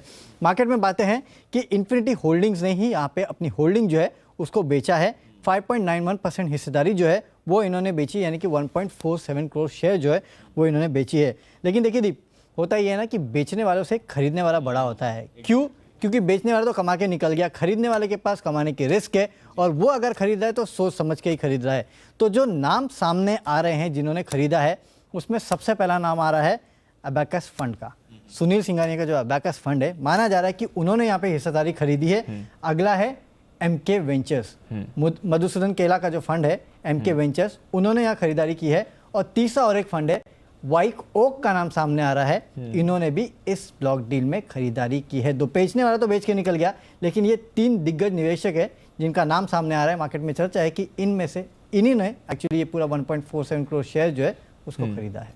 ये अभी कॉन्फर्मेशन बची है, क्योंकि आपको आज शाम को ब्लॉक डील में एनएससी में जब आएगा तब शायद आपको मिल जाएगा और क्लैरिटी आ जाएगी। लेकिन फिलहाल ये चर्चा है। बट ऐसा मानना चाहिए कि इन्फिनिटी ने शेयर्स बेचे हैं, और सामने से ये 3 बड़े खरीदार। राइट, क्योंकि जितना बड़ा ब्लॉक हुआ है, करीब 1.47-1.48 करोड़ शेयर्स का ब्लॉक हुआ है, और उतने शेयर्स केवल इन्फिनिटी के पास है और किसी के पास नहीं। और खरीदने वाला भी फिर कोई दमदारी चाहिए अगर इतने बड़े शेयर की बिकवाली हो रही है। जैन साहब, ऐसा काउंटर है, थोड़ा बाजार भूल गया इसके सामने में। पहले कैश मार्केट के स्टॉक्स में काफी एक्टिवली ट्रेड होता था, अब तो कुछ समय से भूला हुआ है बाजार। बट अगर खबर सही है तो फिर बड़े बायर्स आ रहे हैं सर सीक्वेंट के लिए, कैसे देखें इसे? बिल्कुल, बहुत बड़ा नाम है आजकल तो। एबैकस का नाम आते ही वो मिडास टच जैसा ही काम करता है, और फिर एमके वेंचर्स, मधु केला जी, और ये अगर नाम आते हैं। और देखिए, ये स्टॉक को मैंने रेकमेंड किया हुआ है काफी बार पहले, और मुझे देखिए जो एनिमल और वेटरनरी, ये हेल्थ केयर, ये सेगमेंट बहुत बड़ा लगता है। देखिए, कोई भी कंजम्पशन होता है, ह्यूमन कंजम्पशन के मुकाबले एनिमल्स में बहुत बड़ा कंजम्पशन होता है। हालांकि टॉप लाइन में फिर भी उतना ट्रांसलेट नहीं हो रहा है, कुछ रिजल्ट्स थोड़े से हल्के आए थे, और इसीलिए आप देखिए 300 साढ़े 300 के भाव से, इनफैक्ट टू बी प्रिसाइज अगर आप देखें तो 336 के भाव से अच्छा खासा करेक्ट हुआ स्टॉक। तो मुझे लगता है it can be a very good opportunity. ऐसे लेवल्स पे आया, अपने मतलब अच्छे खासे लोज के आसपास खड़ा है। So I think risk reward ratio is also very good. बहुत आराम से आने वाले दिनों में ये 200-225 तो यूं ही दिखा देगा, और ये नाम अगर जुड़ जाते हैं। और इनफैक्ट एफआईआईज ने भी पिछले क्वार्टर में अपना स्टेक बढ़ाया इस कंपनी में। एंड एक 2017 में कॉर्पोरेट एक्शन हुआ था जिसमें से सोलारा एक्टिव बनी थी, सीक्वेंट साइंटिफिक एक अलग कंपनी बनी जो प्योरली हेल्थ केयर के वर्टिकल के हिसाब से अगर आप देखें तो प्योर प्ले हेल्थ केयर का, एनिमल हेल्थ केयर का ये कंपनी है। So I think one should really buy at this levels. Downside risk बहुत कम है, 2-3 क्वार्टर जरूर से हल्के गए, बट आने वाले क्वार्टर्स अच्छे ही होंगे, ऐसा मेरा मानना है। एंड ऐसे अगर बड़े दिग्गज इन्वेस्टर्स आ जाते हैं तो it can be a very big game changer for the stock. Okay, तो ये है आपके लिए सीक्वेंट साइंटिफिक। नजर रखिए, ऐसा मानना है बाजार का कि सामने इन्फिनिटी की शायद बिकवाली हुई है और 3 बड़े निवेशक इसमें तैयार हैं एंट्री के लिए। ज़्यादा डिटेल्स आज बाजार बंद होने के बाद ही हमारे पास आएंगी। थोड़ी देर में अनिल जी से उनकी फाइनल मार्केट स्ट्रैटेजी भी लेंगे, पर आइए उससे पहले जय अपना जैकपॉट दे रहे हैं और कतार में उससे पहले आ गए हैं श्रीकांत जी BTSTT के साथ।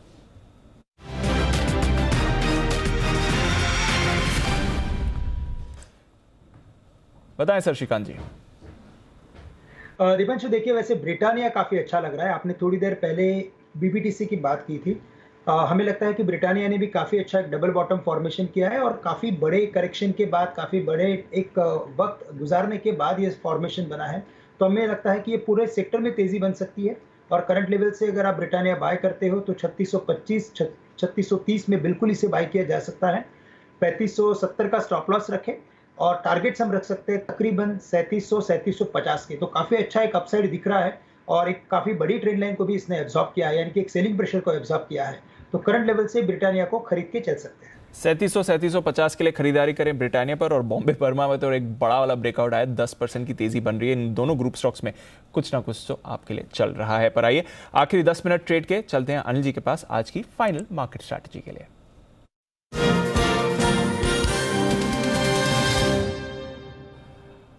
अनिल जी, जब से लास्ट स्ट्रैटेजी ली थी कुछ ज्यादा बदलाव नहीं है। बीच में डाउ फ्यूचर जरूर सर थोड़ी तेजी से गिरे थे, करीब 100 पॉइंट्स नीचे थे, बट अब वापस रिकवर होकर 60 पॉइंट्स की गिरावट दिखा रहे हैं। तो 1 घंटे पहले डाउ फ्यूचर्स की सिचुएशन जैसी थी वैसी अभी भी है, करीब 1/4% नीचे नैस्डैक फ्यूचर्स हैं। यूरोप के बाजारों में मिला जुला कारोबार है, बहुत ही सीमित दायरे में ट्रेड हो रहा है, और हमारे बाजार भी उसी रेंज में है। हालांकि निफ्टी 17,500 के ऊपर होल्ड कर रहा है और बैंक निफ्टी भी 37,000 के ऊपर होल्ड कर रहा है 200 पॉइंट्स के कट के साथ। बताएं सर क्या करना है? दीप, कुछ खास ऐसा है नहीं जिससे लगे कि मतलब ओवरनाइट पोजीशन रखनी चाहिए। आई एम श्योर आज वीकली एक्सपायरी है तो फ्रेश पोजीशन के लिए कल का इंतजार करना चाहिए। 17,500 पर ही हम बंद हो रहे हैं। 100 पॉइंट नीचे 100 पॉइंट ऊपर सपोर्ट है। आपकी लॉन्ग पोजीशन है तो अभी कैरी कर सकते हैं, शॉर्ट पोजीशन है तो अभी कैरी कर सकते हैं, क्योंकि हल्के फुल्के मूव आज यूएस में देखने को मिलेंगे शायद 3 दिनों की अच्छी तेजी के बाद। हो सकता है थोड़ी सी प्रॉफिट बुकिंग आए और उस लिहाज से अगर आप कल के लिए इंतजार करना चाहें तो वापस हो सकता है कल आपको 17,400 425 पर एंट्री का मौका मिले। तो अगर आप अपनी लॉन्ग पोजीशन कैरी कर रहे हैं तो 17,400 425 पर और अगर कल मिले तो ऐड करने के लिए तैयार हैं। बाय ऑन डिप्स का मार्केट है और ऊपर में वही 17,550 17,600 के ऊपर बिकवाली आएगी।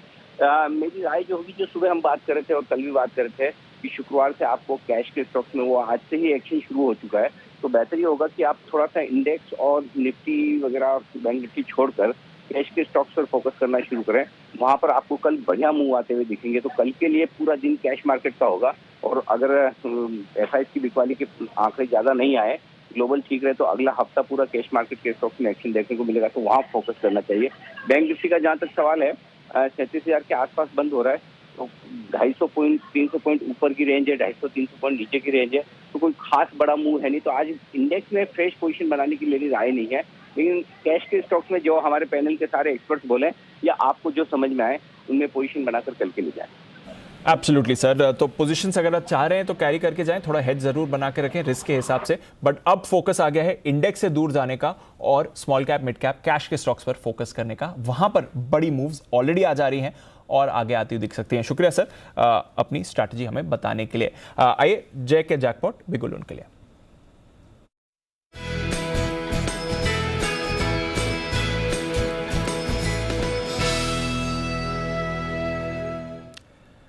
बताएं जय।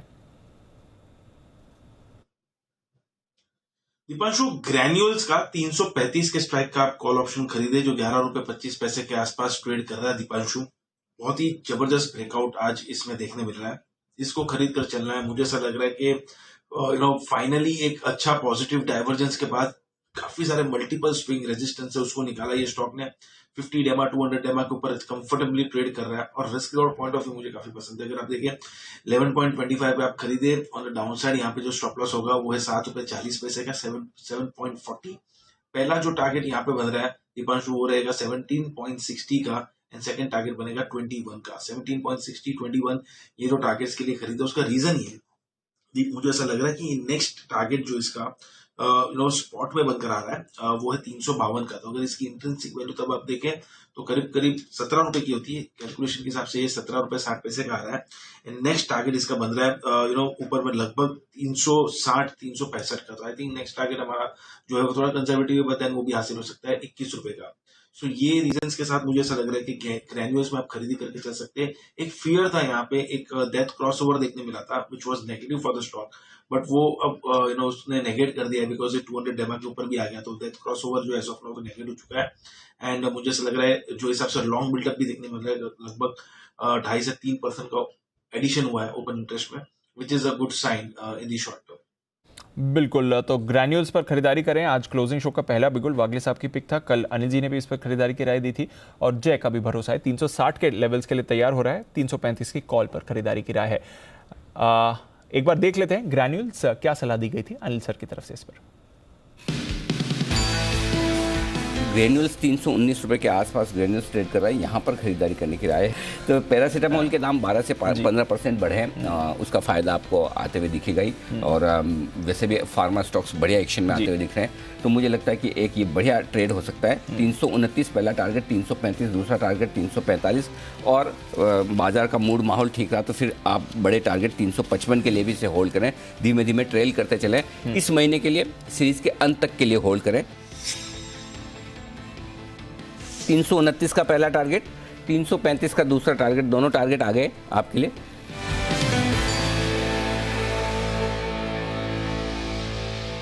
ओके, तो ये है आपके लिए ग्रैन्यूल्स जहां पर आपको रखनी है नजर। एक्शन इस पर बनते हुए दिख रहा है। आइए एक बिगुल सुमित जी के लिए, सुमित के सुपर हिट।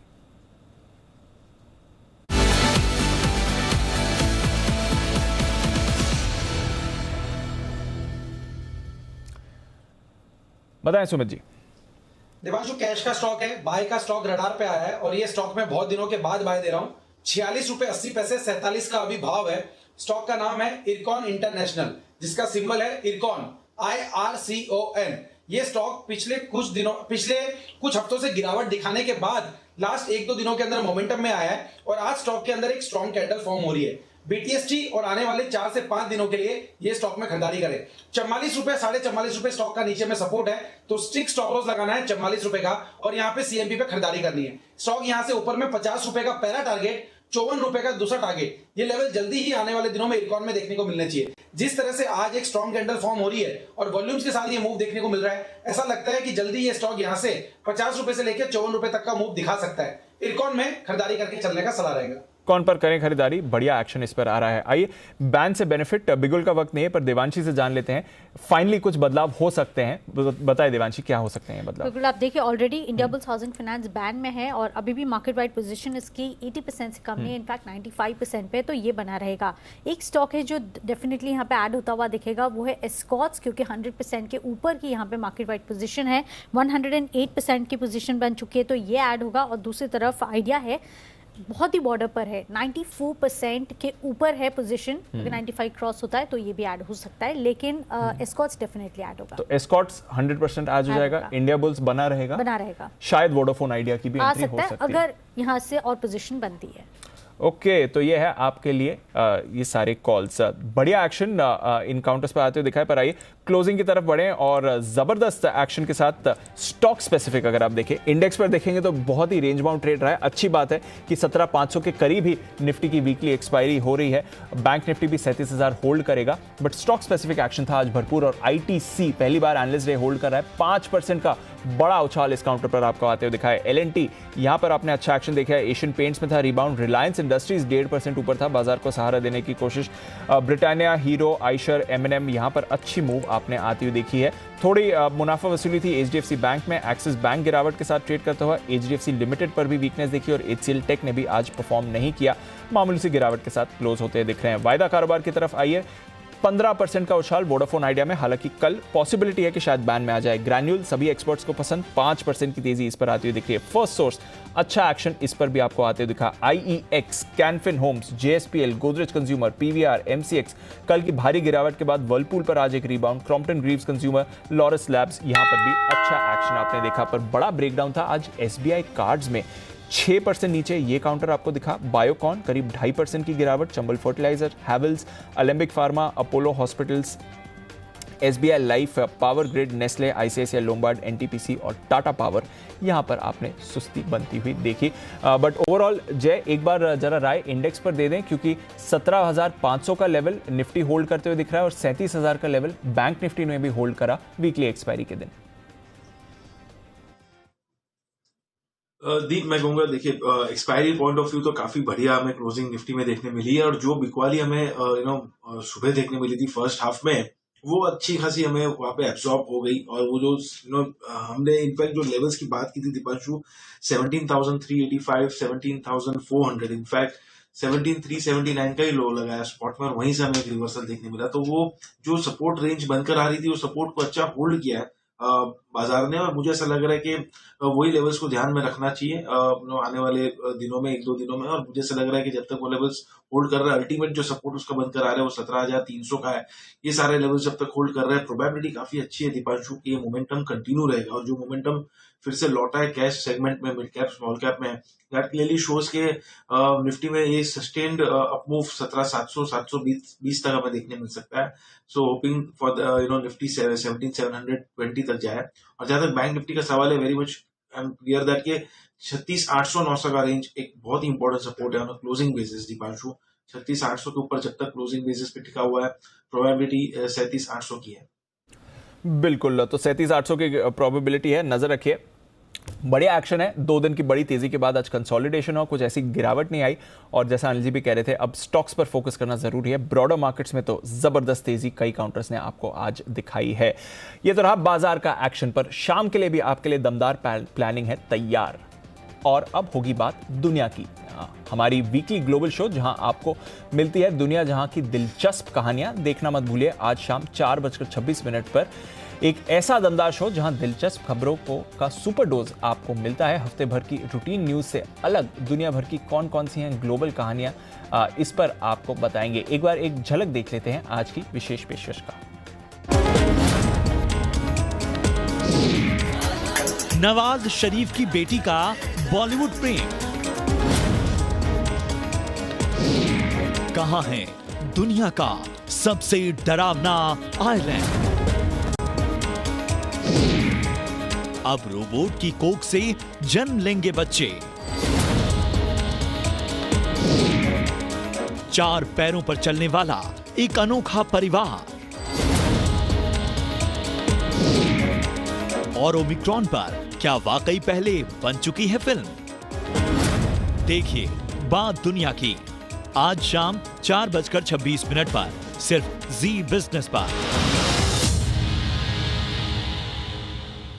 तो यह हमारा खास शो और मिस मत कीजिएगा, कुछ बेहतरीन कहानियां आपके लिए हैं तैयार ग्लोबल दुनिया से। इसके अलावा कैश के दिन लदने वाले हैं ऐसा लग रहा है। सरकार और रिजर्व बैंक जिस तरह से डिजिटल पेमेंट को बढ़ावा दे रहे हैं, इसे देखकर ऐसा ही लगता है कि डिजिटल पेमेंट को देश के कोने कोने में पहुंचाने के लिए आरबीआई एक बड़ी योजना तैयार कर रही है। इसके तहत ही अब फीचर फोन में भी यूपीआई की सुविधा मिलने वाली है। आरबीआई का डेबिट और क्रेडिट कार्ड से पेमेंट पर लगने वाले प्रोसेसिंग चार्जेस में भी कटौती करने का प्रस्ताव है। इन सब के ऊपर आरबीआई अपनी डिजिटल करेंसी पर भी तेजी से काम कर रहा है।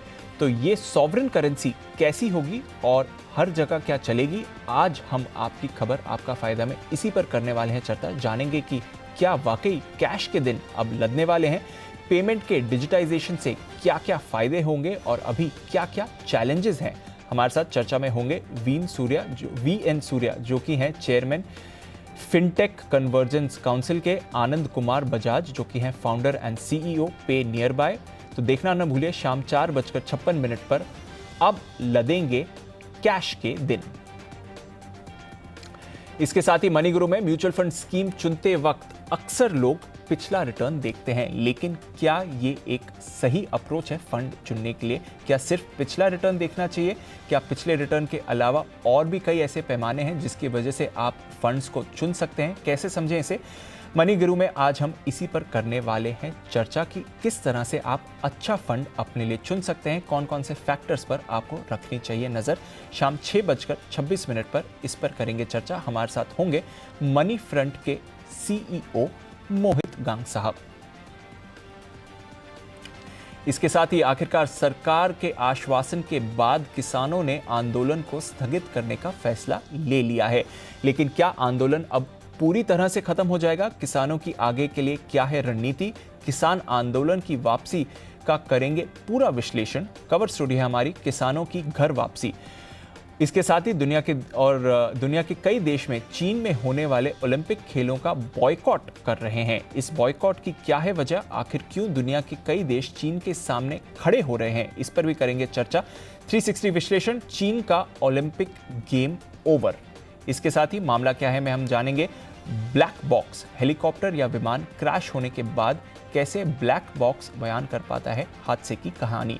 ब्लैक बॉक्स होता क्या है, हादसों में कैसे सुरक्षित रहता है और इससे क्या क्या आपको पता चल सकता है, इस पर करेंगे चर्चा। ब्लैक बॉक्स का राज देखना मत भूलिए शाम 7:56 पर इंडिया 360 न्यूज का अपडेटेड वर्जन। फाइनल क्लोजिंग के फिगर्स भी हमारे सामने हैं। 17,516 पर निफ्टी की क्लोजिंग करीब 50 पॉइंट्स ऊपर, 200 पॉइंट्स के कट के साथ 27,080 के लेवल पर बैंक निफ्टी की क्लोजिंग। तो कंसोलिडेशन हुआ, इंपॉर्टेंट लेवल्स होल्ड करे, वीकली एक्सपायरी हो गई है खत्म। अब देखते हैं कल का वीकेंड सेशन कैसा रहेगा हमारे बाजारों के लिए। पर कमोडिटी मार्केट में भी भरपूर एक्शन है। कच्चा तेल आज 5500 का स्तर छूने के बाद अब थोड़ा कूल ऑफ होते हुए दिखा है।